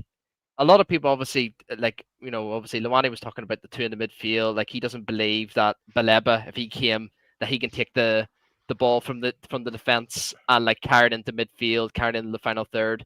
The thing is, at the end of the day, we haven't got any midfielders that can do that. Like, that's facts, right? Manu is probably the most closest that can do that, but like I said, a lot of people are getting on to Manu about his pace, being too slow. But look, we've had two midfielders in the past from Fergie. Remember Fergie used to play 4-4-2, and Paul Scholes wasn't quick. Michael Carrick wasn't quick. I remember back in Ollie's time, Matic wasn't quick. Herrera wasn't really that quick. It doesn't really matter about pace, man. He's a midfielder at the end of the day, man. So I just believe, you can't really say it will never work if two Balebas come in. We don't even need two Balebas, because Baleba's one profile. We need like another profile that's like similar to like a Matic sort of profile, right? You just, in my opinion, you can't really say, it will never. Yeah, that's just my opinion. You can't really say it never will work with like two proper midfielders, both physical and technically good on the ball, unless you actually try it. If he tries it, we get two players in, and it doesn't work. Fair enough. Like, it just doesn't work, man. Like, at the end of the day, we just have to play through through to the width. Like as Man United has always been playing through the width since Sir Alex. We've never played, even under Van Gaal, we never played through the midfield at all, man. We've always played through the width. Always has been through the width.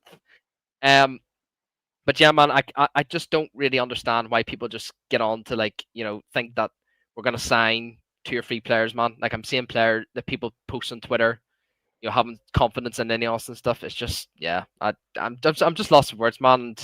And at the end of the day, man, like if he doesn't get any midfielders, Amorim's gone, man. Like Amorim's gone. Like I can criticize Bruno Fernandes all I want, but the reality is like I'm just gonna get what's coming to me, and that's gonna be Ruben Amorim's gonna get sacked, but Bruno Fernandes is gonna stay yet again for another season.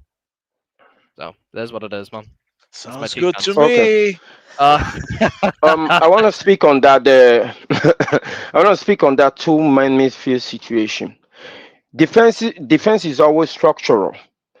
You either defending the man or you defending the passing lane.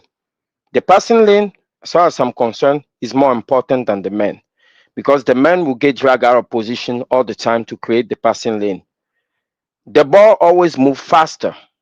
So regardless, if you have Baleba or Kante in that midfield, Baleba can run down a man easy. Kante can do that. That's their specialty.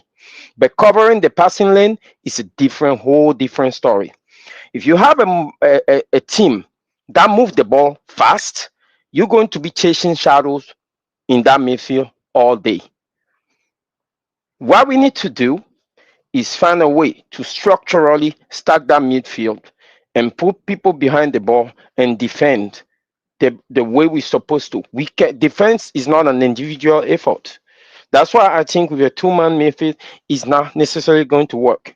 Now the second point is, if I'm an opposing center back and I have my line of 4, I see your playmaker drop into your own half of the pitch, trying to pick up your runners. I'm looking on my left, I'm looking on my right. I'm telling my fullback, you guys keep an eye on me. You got your runners, they are wing back. Stay on them, stay goal side of them, and keep an eye on me. I step out, you guys step out. Win your 50-50s. It's too easy. Everything is in front of me. But if you're playing through the middle and your playmaker is like 5 yards from me, receiving the ball in the 10th position, I don't have any choice. I either have to engage him, or even if I don't engage him with one through ball, your strikers are in, their strikers are in. It's a shot on goal. That is a more dangerous situation. That's why I'm saying this system, as it's constructed, that does not allow to play through the middle or defend properly in transition. It's a recipe for disaster. It doesn't matter how you spin it. It doesn't matter what personnel you bring in there.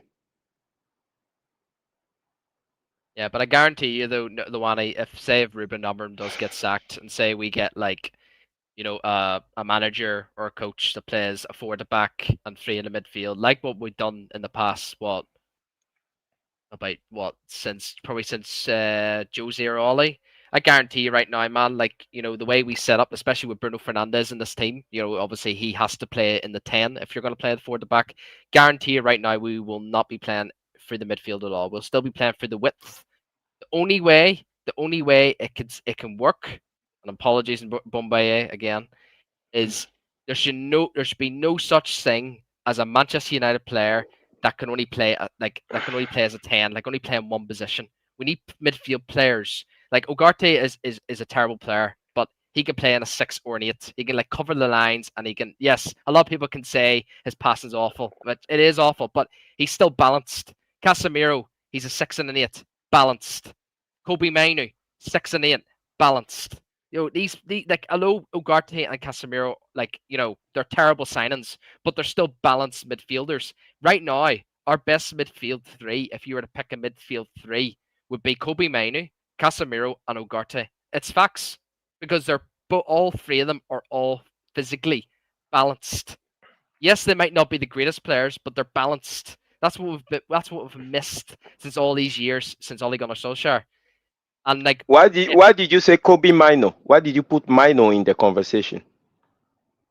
What? Because You know why? Because Mino can keep the ball, but we don't have that. Mino is never gonna be play ahead of Bruno, but because Bruno has to play, that's why the system has to change. Because if we're giving away the ball too much, we're going to get hit in transition. That midfield is gonna be porous. But Bruno, but like I said, Bruno will. He has to play even if Ruben Amorim gets sacked. He has to play the next coach. Like the next coach, I'll guarantee you right now. If it's Eddie Howe, if it's Inzaghi, if it's Areola, I will guarantee you right now he will play. Like Bruno Fernandes will play. So you have to get that. Like everyone has to think that in their heads that Bruno Fernandes, even if Ruben Amorim gets sacked or whoever, he's always going to play. Hence why he's never been dropped by previous managers. He's never had a major injury. Like that's one thing I'll give credit to the guy. He's always fit. Like it's annoying as me because obviously I have a massive agenda on Bruno, but I do got to give him credit for with his fitness. But the only way, Luani, if Bruno Fernandes wasn't in this team and he was gone, 100% Luani, I'm with you, man. I'm with you. Like you change the system, absolutely, and change the manager, absolutely, because without Bruno and even Mason Mount, like Mason Mount, people say Mason Mount can play in the 10. He can't. Mason Mount and Bruno, like this is why I keep saying in modern day football, there should never be a player like even Ericsson, like Madison, them players, they're good players, but they're not good for systems because they can only do one job, and that's the attacking role. They can't do the defensive role. Hence why Tottenham struggled so much under Ange in his second season because Madison wasn't covering the grounds because he was too focused on his attacking role instead of his defensive role. It's exact same with Bruno Fernandes. It's exact same. The only player that I can have a lot of praise that is a 10, but he has done the work is Odegaard. Because and De Bruyne too. Odegaard, yes, people can say he's a 10, but he does the defensive attributes so well. And this is why Newcastle, I always praise so much to Newcastle, because Newcastle, Bruno Guimaraes is not a 10. Joe Linton's not a 10. Tonali's not a 10. None of them are 10s. They're both 8s and 6s. They could do both the jobs. If I'm telling you right now, we just need to stop buying, even if when Bruno Fernandes does go, we need to stop buying players that can only do one role in the midfield, like whether it's attacking or defensive. Just need both. We need both defensively and attackingly. That's it. In other leagues now, you can get off of it though. You can get off of like playing the 10 in German leagues, Spanish league. You can get off of it, but it's a Premier League. It's a different kettle of fish. The Premier League has always played for the midfield and always will because before Fergie, even Nurden could probably speak on this as well. It was a mix of both the midfield and the width because obviously we had Giggs, we had Nani, we had Valencia. We always used to play through the width, but football in this modern day will always be played from the midfield, and the only way that Amorim or whoever it is going to be the coach in the future is going to take us further is one, you get rid of anyone who's only attacking minded, which is Bruno Fernandes, Mason Mount, that can't do the defensive attributes, and two, Ineos need to start buying just proper midfield players. That's why I want Matic and Kante. Matic and Kante were perfect. They were the perfect You two. see, I've seen this system before. I've seen Mourinho play it. Mourinho 4-0 FC. Those were the good time. Even though I don't like having everybody behind the ball. Before you can, Mourinho know how to defend. If a Jose Mourinho Manchester United team score the first goal, you know that you're not winning that game. That's almost match set right there. But we still managed to score 4 goals because 4 goals, 3 goals, because we are clinical. The issue I have with this system is that he wants to go route one, but we are not structurally defending well. He need to fix that. If that's the way we will go. I think, man, at the moment, it's not Bruno's fault. It's not Kobe Mino's fault. The guys in the midfield, There the he problem is. you have, and honestly, man, the way that we play, the way that we're set up to play, either it's going to take a long time for everybody to master this role. We need to be able to keep possession a lot better than this because everybody in England nowadays, knows how to attack quickly. Even the small teams, they know how to defend and then they know how to transition quick. We've been seeing it now for about 5 years, 5, 6 years. Even City have had to change because they started suffering from it. When you play with three at the back and your wing backs go up to give you the width that you want, it's just one crossfield switch, and now the three at the back are exposed. And if people are moving quickly at numbers, you're going to have a lot of problems. So I do empathize with the defense as well. It gets tested a lot more than it should because of this system. And how it doesn't matter who plays it. When you commit your two guys that are supposed to be part of the back five to bomb on, to get the balls in, and to give you the width, and to basically occupy people, to open up spaces for these guys that are playing behind your striker, and then you lose the ball, which is something that we do often because we don't keep possession well, we don't look after the ball, and that's a big problem.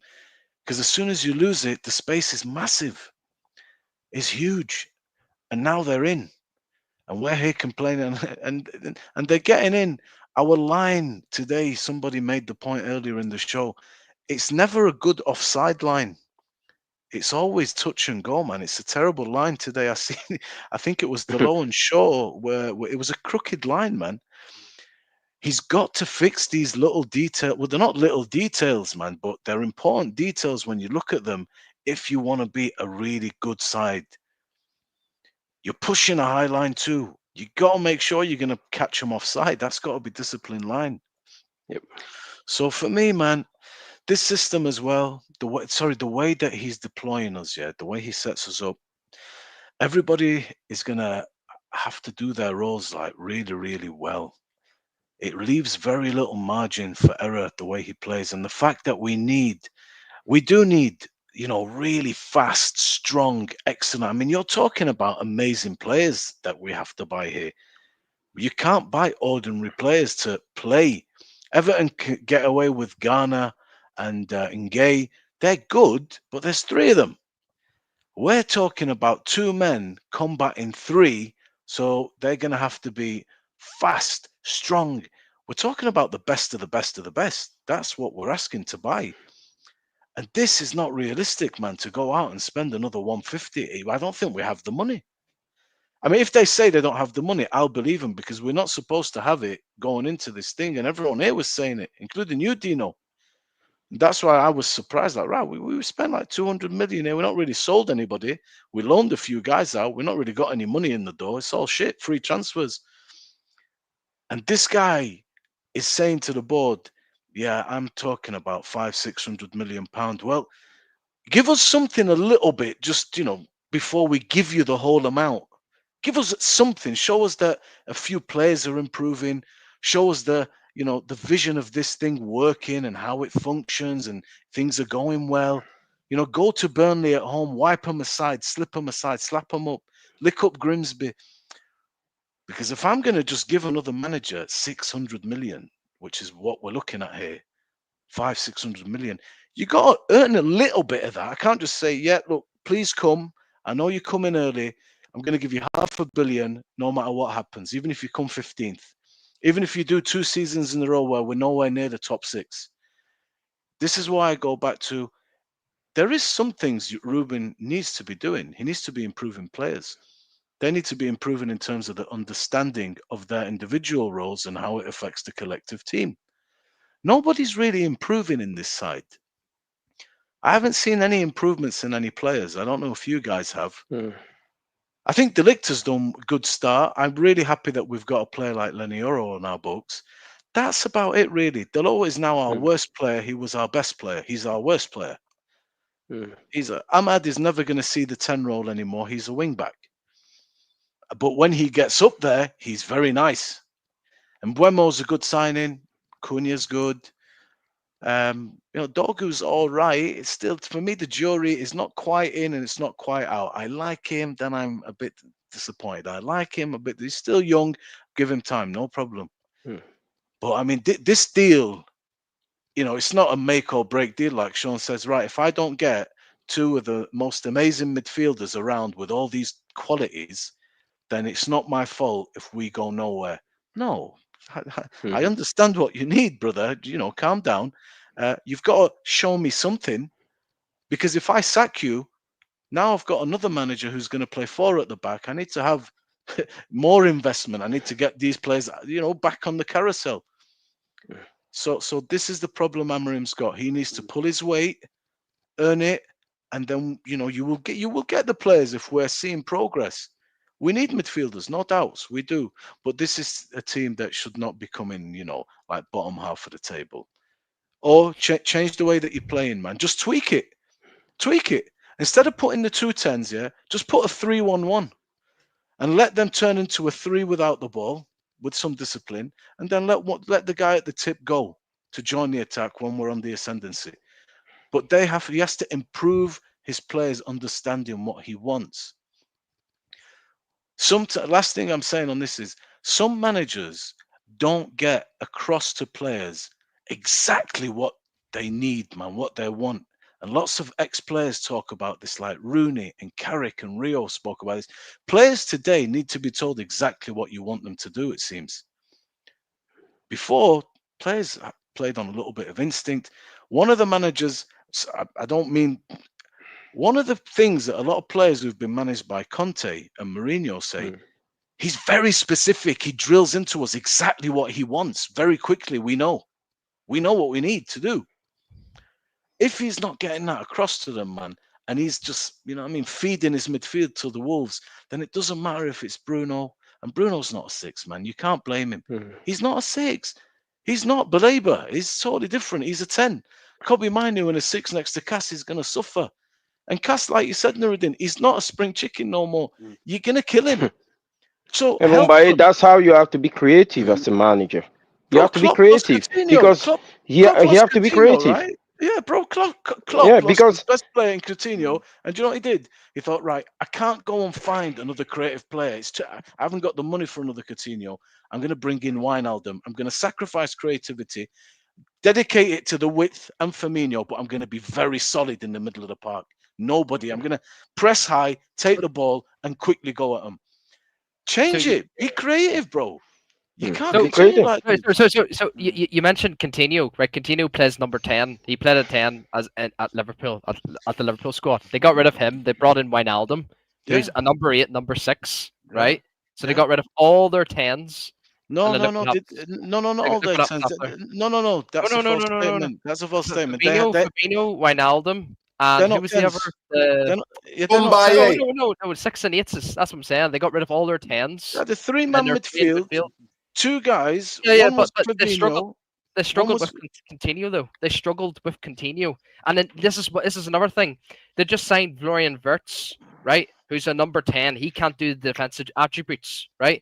Look what's happened to Liverpool. Yes, Liverpool. We can all say, what are you talking about? Liverpool have just won two games straight away off the rip. I don't think Liverpool looked the same since last season. Because you know why? Because they're getting bullied in the midfield. Because Florian Wirtz he's giving up the space in the defensive especially in the Bournemouth game, at the Anfield game. No, man. No. Listen. Did you watch Liverpool's? Did anybody? No. Did anyone watch Liverpool's last game? Florian Wirtz was fucking dreadful in that game. He was. He was. I agree with you. But did anyone watch Liverpool's last game against Newcastle? It was a top game. What were they doing though? Do you know who was inverting in the midfield? Soboslai, who played at right back. Go and watch that game again. He was mint. He was all over it. You're not inverting anybody into the midfield to help the two. But we tried inverting last year as well with Ten Hag, with Dalot. We tried that. It's not about trying that. It's trying to volley. You have to help the 2 guys in the middle. You see, Bumaye, that's why you have to be, as a manager, you have to know the strengths and the weaknesses of your player. On our right side, for example, we have Mbomo and Ahmad, right? Both can come equally on the inside and can go on the outside. So that makes up for a good decoy, right? Everybody can believe in whatever they sell if they switch in position on the flank. But on our left side, today, for example, we have Dalot and Mount. Dalot cannot come in the inside and shoot. And Mount cannot go on the outside and cross. So that is the problem right there. So for a coach, when you look at your personnel on this side and you want to keep an attack balance, all you gotta do is maybe just put Cunha on the left with put Cunha on the left with Dogu, and that's it. That solves your problem. Tweak Cunha it. can come inside and then can go on the outside. Dogu can come inside and can go on the outside as well, and then put your striker, Sesko, as a striker. Dino, he has to But tweak it, bro. It's the system is we're too fragile in the middle, and the fact that you leave Listen, three at the back, listen. we're I too understand exposed. that. Bro. I Too understand that. exposed. At this moment in time, with the least athletic footballers, Bruno and Casemiro, we're gonna get murdered, and this manager's gonna get sacked. And that to me shows who Ineos are. And when you try to divorce who Ineos are from the guy that they bought in and the guy that's still playing like this with this type of players, and the only kid who had the physicality, he's sent on loan, and that is what's his name, Collier. He was the only one who's got actual physical legs that can cover a bit of ground. He sent him out on loan. It's Why? unbelievable. Do you mean so? Don't you look at Amorim in that way? Like, why have you sent him out on loan? Why have you sent him out on loan? Because he thinks he's getting he's getting a midfielder. They must have. I agree with him saying that you're getting Would a you, midfielder. Neriden, would you send him out on loan before you've got your midfielders, though? No, I wouldn't. I wouldn't. Yeah, I mean, come on. I will do what's called silver. Big up Vaz, by the way, Planet Vaz people. Make sure you check him out. Big up. Check out Vaz. Big up to Vaz. Listen, guys. The likes are not what it needs to be. Seriously, I don't know. I don't know what we have to do. Is it because we're shadow banned that you can't like the video, people? Is it because we're shadow banned that you can't like the video? Genuinely, let us know. Is it because of that? Is it that's the reason? I'm just in my head. I'm just saying, right? In my head, I'm just like, how do we stop the bleeding? Right?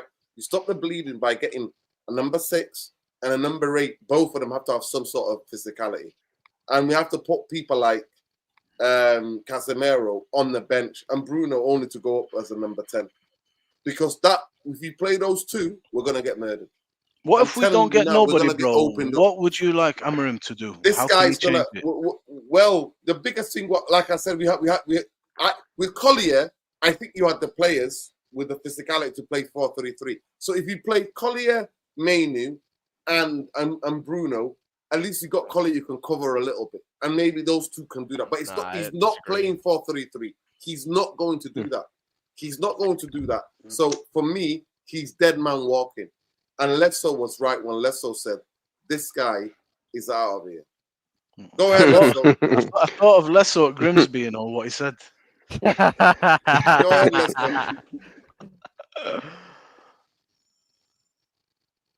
Go ahead, Lesso. Yeah, no. Yeah, I've heard the points, and yeah, it's unfortunate that he's not going to tweak anything. You know, like I said, every manager that has been successful, you know, moving from one league to another, they somewhat did tweak in their approach. You know, you look at Klopp, he tweaked his approach. I've spoken about this, I think, even with Pep Guardiola.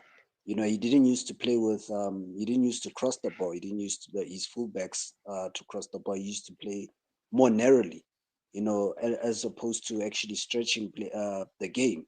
So when he came to the Premier League, he learned the hard way and he switched. You know, with this manager, unfortunately, I thought he would adapt because I've seen him, you know, somewhat evolutionize his style when he started at Sporting. So, you know, season by season, he did tweak a few things, and I thought he would actually come to Manchester United and more or less replicate more what he did. But it's unfortunate he's got the ego and he doesn't want to listen to anyone. So that's his downfall in this case, and it's just not. It's curtains for him, and I told you guys within 3 months that it was gonna be curtains. The minute I saw him using Bruno the way he was using Bruno, I knew very well that he was done for. You know, and you know Bruno, Garnacho, and Rashford. You know, I knew that those three were gonna be problematic to the kind of system that he utilizes.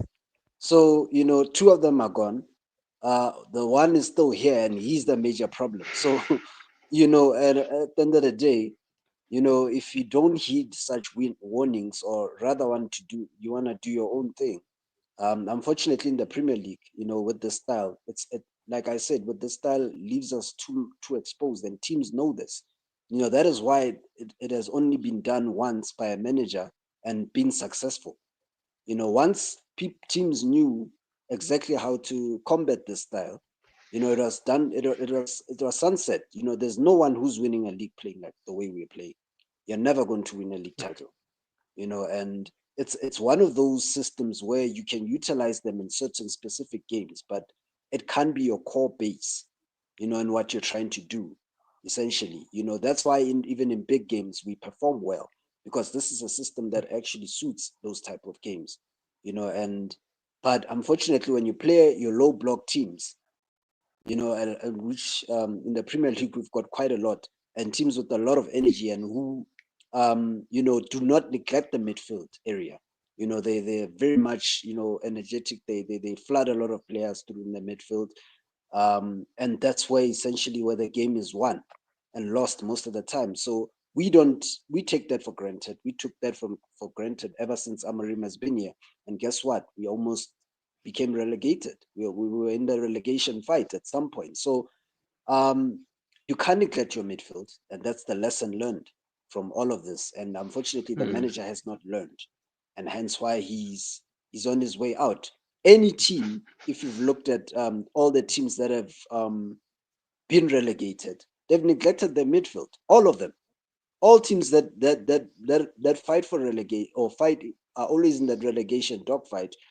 They don't really play through their midfield like that. It's all trying to just bomb the ball forward and hope for the best, inshallah, in most cases. Hence why I said that this style is not sustainable in here. Yeah, he'll get away with it in the Portuguese league because that's an entire different league. But in the Premier League, you've got higher quality players. I always said that. And that's why, Lesso, I was shouting from the rooftops, we need to employ from within the Premier League. Somebody who knows their whereabouts in the Premier League. That's why we were saying. Nuruddin, you make a two factual statement before in other stream. You said this manager doesn't believe in playing through the middle, and you also said that we need two midfielders. Those two statements are true. Unfortunately, the issue with it is that we can tie them up. We cannot say the manager doesn't play through the middle and then believe in giving him two midfield. What's the point? He's not gonna use them the way he's supposed to. Yeah. Big up Owinski. Big up to you. I appreciate the super chat. He says, I'm late to join the show, but I still think Ruben Amorim can do more given time. This team's confidence is on the floor. They need to string few wins and boom, keep it 100%. Confidence is paramount. Now, I agree. I think confidence in anything in life is important. But confidence, when you're playing Casemiro and Bruno in midfield, does not give anybody. And you got Bayendier in net or Onana, people who are just putting goals into the box. Like, that's not going to give anybody any context, Lewinsky. But always appreciate contribution. Big up for the super chat. Look at the goal we conceded today. The first goal. Look at the first goal. It's not even Dalot's fault. No, you know what? They crossed over. It was Dalot no, Delete. And Delete was chasing Ben Foster. Foster dragged Delete out of position, and normally, and then Dalot tried to cover. Yeah, Dalot tried to cover for him. But then he didn't get out quick enough. I was on that side of the stadium. It's clear he did not get out enough. He did not read it enough. The ball was going to go out wide. And Bruno, the ball was going to go out wide, but Nuruddin. The ball under pressure, Bruno. Instead of putting the ball under pressure, the ball was going to go out wide, and he's too late. You have to. But I agree with you to a certain extent, right? But when Delete got dragged out wide, right, and Dalot talking, the ball is going back to the wing. When Delete was coming back, he lost Foster. It was a comedy of headers. Luke Shaw didn't lose his Foster. It's three of them actually in the box. There was Shaw, there was Delete, and there was Casemiro marking nobody, and Foster was right there. That's what I'm saying. Defense is structural. Now, what should have happened though is when De Ligt was out of position there, right? Dalot made a mistake by not pushing, like obviously the player was whipping the cross in. But what Luke Shaw should have done and De Ligt should have done, they should have both communicated, because De Ligt's coming on to the left centre back role, and Luke Shaw is in the central centre. So, and then Euro is on the right centre back. This is how you coordinate and communicate as a defence, as a back line. You talk to each other. You say, De Ligt, take my spot. I'll take your spot. It's so simple, man. It's so fucking simple. It's all down to Luke Shaw and Diego Dalot. Dalot is doing this, Ben. One second. Diego Dalot is doing this. He's doing that, and by that time it's too late. Sprint. You need to sprint to fucking put the cross down. Exactly, man. And then Shaw loses it. You're the spare man, Shaw. You're the spare man that's covering. Yes, both of them made a mistake, but in defense, that's what you do. You cover each other. You cover each other's mistakes. Luke Shaw. Yeah, but that came from what I just said earlier. You remember when I said that when you're a center back and you see their playmaker having the ball in their side of the field versus in your side of the field, we can say anything we want, but everything is happening to our defenders in real time. When I think Okechukwu got the ball, he was facing them. They at that time they don't know what they're dealing with. That ball goes to the flank, and before you know, the striker is making a run from behind them. The pressure have to come from the midfield. The midfield did not apply the pressure to the person who was holding the ball. He had plenty of time. He passed the ball to the flank, and the ball come back in. It's a goal. Sometimes we have to give the credit to the opposition. That was a well-worked goal. Something we fail to do all the time. Listen, we're going to end the show with the man of the match. I'm going to stay with you, Luani. I really loved Masraouy's cameo. I thought he brought some sort of level of composure and ball-winning ability and aggression.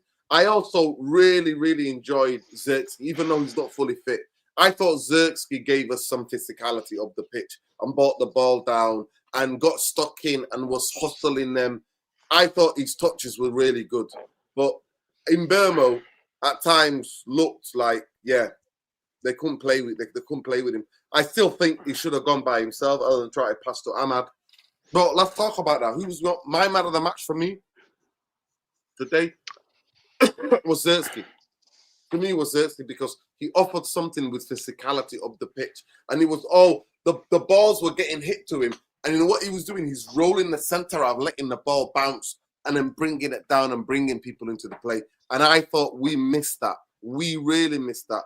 Sesko, for me, he still looks short. I'm not going to be too disparaging of him, but I thought Zirkzee. And I loved Masraouy's role as well. But go ahead. People also enjoyed Mbeumo's role. My man of the match today is Bruno, Captain Magnifico. Have to get over the fact that the referee bumped into him last time and was able to keep his composure and score the penalty today. Bravo, you know. I don't know if he's being serious.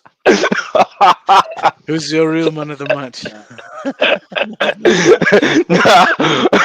So, I'll give it to Mbomo.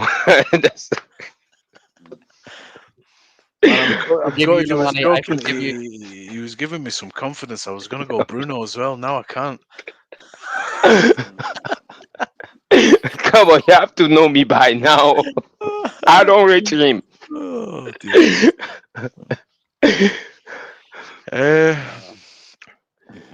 Let's all go, man. We'll do it in order of screen. I think it's Mbeumo for me, man of the match. What do you like about him? No, essentially, the way he was a threat, like they just couldn't deal with him, to be honest. And I knew once he got, he's getting his fitness close to. I think he's close to fitness, so you're gonna see a whole lot of, what we saw today, essentially. So, yeah, I'm looking forward to him. He's an exciting player. He's a very energetic, powerful player as well. Very creative, very intelligent. Big up Rance, so, man. Big up Rance. Congratulations on the boxing winking. Big up to you. People, go and check out Rance's channel. Follow his boxing and training story, man. Rance, is that you? Are you on a treadmill? I saw one of your videos. It looked like you're on a treadmill. My guy's doing a stream on a treadmill. He's got a treadmill camera up here. He's walking. That was unbelievable level. Good, unbelievable. Big up Rance. Go ahead. Bombay, are you or do you want me to go? Yeah, go ahead, bro. Yeah, me and Bumo, by a country mile. I just love this signing so much, man. Just the simplicity of his game. He's just different class, man. And like, individual brilliance is going to be helping us this season. Considering obviously with Amorim's love with Bruno Fernandes and Mason Mount, like, but it is what it is, man. But I'll also give a big, huge shout out to Xerxes as well. I agree with you, Nerden. I thought Xerxes was outstanding as well today, man. I thought he'd give us something different. But yeah, and Bumo by a country mile. Yeah, I'll go with Brian Mbuemo. He's setting trends, yo, Ran. Setting trends. Yeah, bro. Treadmill watch alongs. That is mad. It's That not is bad. unbelievable. Only a United fan would come up with that to de-stress as I watch my team. Yo, everybody's gonna do it now. I put money on it. Everybody's gonna do it. I'm gonna get a bike. I'm gonna get a bike and do watch alongs on a bike, or do match plays on the bike. I'm gonna get a bike here while I'm cycling. You should start doing watch alongs, Nerden. You should start doing watch alongs. Yeah, well. Yeah. Let me just get this. Well, let me just get this. Owinski says, all I heard Nura say is yes. Take the takeaways. Keep Amorim. Keep Khan. We'll be fine. Mbeumo man of the match. Facts. Okay, cool. I think he needs help. I think from the club, Amorim needs help. They need the three players in. He needs to get 3 players in 48 hours. 10 out of 10 window. Yeah. Go ahead. Sorry, Bumbaye. No, bro. Brian Mbuemo today worked his ass off. He's, he looks after the ball pretty well as well, which I like. And he got his goal, so really good. And Xerxes is a very good player, like you say. He's taking up the ball, he's linking up the play, is very good. It's just difficult to fit all these guys in. He should have scored, by the way. He should have scored. I don't know what the F he was. Yeah, Ahmad should have scored. Ahmad as well. He's doing all right at that. He had a good game today. Yeah, I thought he was shocking against Grimsby. I thought today he was good. Did you think anyone was good against Grimsby? No, but he especially was shocking. I mean, one of the funniest things if me and Saeed doing a watch along is that one of the goals. Ahmad takes out what's the name? Takes out Ogad. I say that. He's like, stop laughing, leave. He's like, stop laughing. I had to leave, man. I had to get fresh air. I came out and just had to stand outside and laugh my head off. People don't understand that he loves United. And the way what United put him through, like, is unbelievable. But mad, bro. But I thought he was, he's not been good in the past couple of games. I thought against Fulham he wasn't that great at all. But today I thought, he's back to what. No, it's all about combination, Dean. The combination Ahmad and Mbuemo is good. They combined today. It's good. He shouldn't touch it. Yeah. I see it today as well. You know what? You've seen at times Ahmad is ahead of Mbuemo. Yeah. They interchange nice as well. They do. Yeah, they do. Good. All focus on Ineos now, man. 3 days, man. Like, I'm not hearing any of this shit, man. I'm not like if this window has been a 3 or 4 out of 10, man. Yes, people are gonna say, oh, Hoyland's gone, all these players are gone, man. It's not enough, man. It's just not enough. Like, it's just not good enough. Baleba was your chance, sir, but the Baleba was the right signing in terms of like the top 6 teams would be looking over their shoulder and say, shit, these guys have actually made an ad. Like, people will say statement Simons were done from Mbuemo and Cunha, but realistically, like, I just think Baleba is just a different kettle of fish. I really do, because he's a midfielder. We haven't addressed the midfield in so fucking long, man. So long. And that's why we're not a fucking football club, Ben. We're not a football club. The last midfield was Matic, Herrera, and Pogba. That actually had any balance. Yep. Right? And we've not addressed it ever since. Yep. We got McFred, which was just trash. Absolute trash. Matic, Herrera, and Pogba in a 4-2-3-1 or 4-3-3. 4-3-3. Exactly. So the system was also important. We didn't play 4-2-3-1 with them, but just 4-3-3. 4-3-3. Okay. Yeah. So who? Let's so Mbermo, Ben, and Yep. Mbermo from Luane. Bombay. Yeah, Bombay. Yeah. Big up, people. That's it. We're done for 2 hours. Unfortunately, we've not reached our target of Come on, 200 people. likes. We've not done it, unfortunately. We're still 29 likes, 28 likes short. But we give you 2 hours altogether today. You've had on this channel 2 hours and 10 minutes. You had the 10 minutes of my match reaction. After the game, I had to go to Barry New Road. I was in Cheetham Hill, Hillbilly Land today. I was hosting an event over there. Big up to everybody with the Daytimers crew. Love, light. Big up to everybody on the stream tonight. Big up everybody who's interacted. Let me just take this off quickly. Big up. Make sure you check out Luani 1979 on X. Make sure you check him out. Luani 1979. Make sure you check him out on X, people. That's what you need to do. Make sure you check out Let's So Football TV, and it's at Black Rain. I don't know why he's logging. He's not usually there, but make sure you check him out on X, Black Rain. Make sure you check out Ben, Elmo39 on Twitch. And on Twitch, Elmo20. So on X, it's Elmo39. Let's So is Black Rain, at Black Rain on X. Bumbaye, you never see him anywhere on social media. You'll see him on this channel. You'll see him on Tactic of the Devils, and you won't see him anywhere else. So that's how it is, people. We keep it 100% on here. Big up the mods, man. Big up to everybody. Big up for everybody. Big up to Nathan. Big up to Nathan. Love Nathan. Let me just see what comments that I've starred. Big up Fury as well. Big up to Polly. Polly says, Nuruddin, they want to throw lemons to the wolves. We've not even signed him yet. You know what I mean? We've not signed him yet. So, yeah, it's going to be a mad one.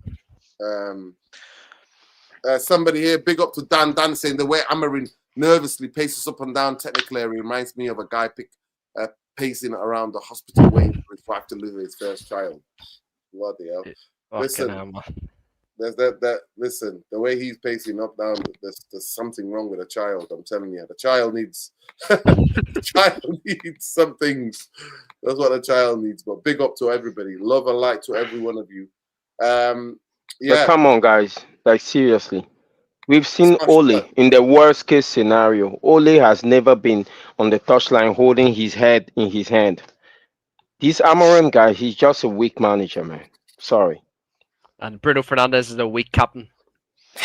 Sorry, man. I'm sorry, man. I'm sorry. Sorry. Can't only have one goal. You have to have both of them. I'm sorry, man. On a serious note, though, you have to consider the possibility that Ruben Amorim is not the manager for Man United, irrespective of what he gets. There's no guarantees. If you get what he's asking for, he will produce what you want anyway. That's always a possibility because you know the step up is massive. You see, the difference between a manager like this and a manager of stature is a manager of stature knows what Manchester United is because he's managed big clubs, big wages, big brands, big exposure. He's also worked with massive players, and him as a player has won everything there is to win in the game. So this changes everything. That's not my prelude telling you Conte or anything, but I think if this guy goes... I heard your voice. I heard your voice. That was coming. But if this guy goes, I think it's been 10 years since we did Van Gaal and Mourinho, and my heart is still broken from the sacking of Van Gaal, and I would have kept I agree with you on that one. I agree. But personally, I want to go back to a manager. I want a Luis Enrique, a Conte, even the guy at Villa. Good evening. He's quality manager, man. He's a good man. Do you know this year they've shafted him. They've actually in a profit. They've not backed him, man. Yeah. And he's lost a lot of players. Yeah, I actually would have suggested him. Honestly, he's a good that? manager. Unai Emery. Eddie Howe's the man. Eddie Howe, man. He is the man. These are the types of guys that I like. Newcastle's midfield, man. You see Eddie Howe. Look at the physicality. Look at the physicality that they have. It's unbelievable. Oh my God. from a team that was getting relegated, the physicality, the physical input they give in games, unbelievable. But guys, listen, it's big. Big up to Raymond Pierce. Big up to everybody. Love and like. Jamie knows me, Smash the man. like. If you want to smash the like, your obsession with Conte, I swear to God. You know what I'm going to do? We're going to go to Napoli. We're going to go and watch a game out there. I'm telling you, we need to get that done. Because I need you to meet Antonio Conte. I'm telling you, honestly. You are his biggest PR merchant you've ever met in his life. You're his number one fan in the world. Man, you know That me. man, he's wearing a wig. He's wearing a wig. That Antonio Conte. Listen, I'm going to wearing tell a you wig. live on the stream now, yeah. No more laughing at any managers because the garbage that we've become. Don't even laugh at Southgate. The joke is on Man United. 15th, brother. The joke has been on Manchester United for a long time. So we shouldn't be laughing at anyone. Find the dark corner, stay there until further notice. That's Man United. Facts, facts. I agree with you. Somewhat I agree. relegated, Listen, man. we've got owners who play against us every week. And you're off the potting them, Mumbai, with your comment. Mr. Wilcox. You haven't got the money. We got money. Listen, they sacked 500 people. And by the way, they bought in this transfer window at least 70 million. 40 million for Garnacho. And then we had about, I think, from Fernandes to Real Madrid, we had some add-on money from there, add-on sales. We've got add-on sales, Ilanga. The Manchester have the money. And by the way, if you're going to get Baleba, all you're paying is like something like, even that, maybe 15 to 20 million down this season up front. So at the end of the day, it's what it is. But big up to everybody. Please smash a like on the video. Subscribe to the channel if you're not already subscribed. Let me just see the poll. Something wrong with the poll, actually. Poll maybe it's not even working anymore. But yeah, YouTube's acting all funny. Very, very funny. People, Nah, you just think like the end results, bro. That's what it is. You're not revealing the poll. No, I'm going to end them. Here I am. Yeah, I am. Look, no whatever. Here it is. So I said, if Amorim doing without 2 mids and a Prem proven goalkeeper in the next 110% of you said yes. 83% of you said yes. 17% no. So there it is. Man, at the end of the day. Big up Kneecap, man. Big up Ireland, United Ireland. Facts, man. Big up love to the Congo, Sudan, Palestine, Lebanon. Solidarity with the Yemeni people. Yes, man. Solidarity and love. Fuck the Zionist entity. Fuck the military. Fuck Western colonization. Fuck Western imperialism. And fuck capitalism in the way it is right now. Because it is war machine. So fuck all of them. Win, lose or draw, fucking us and Glazers. But peace, love, light. Please let people know about the channel. We're still shadow banned because we want to talk about what's going on in the world, and they want to try to silence us, but we will not be silenced. And big up to every one of you who's coming to the channel, who subscribed lately. Big up to King Sol. Big up to all the mods. Love, light, take care. Peter, if you're there watching, you're happy. People want you back on the channel, man. Peter, come back. Big up. Love. Big up, Pete, man. Big up. Yeah, big up, Pete.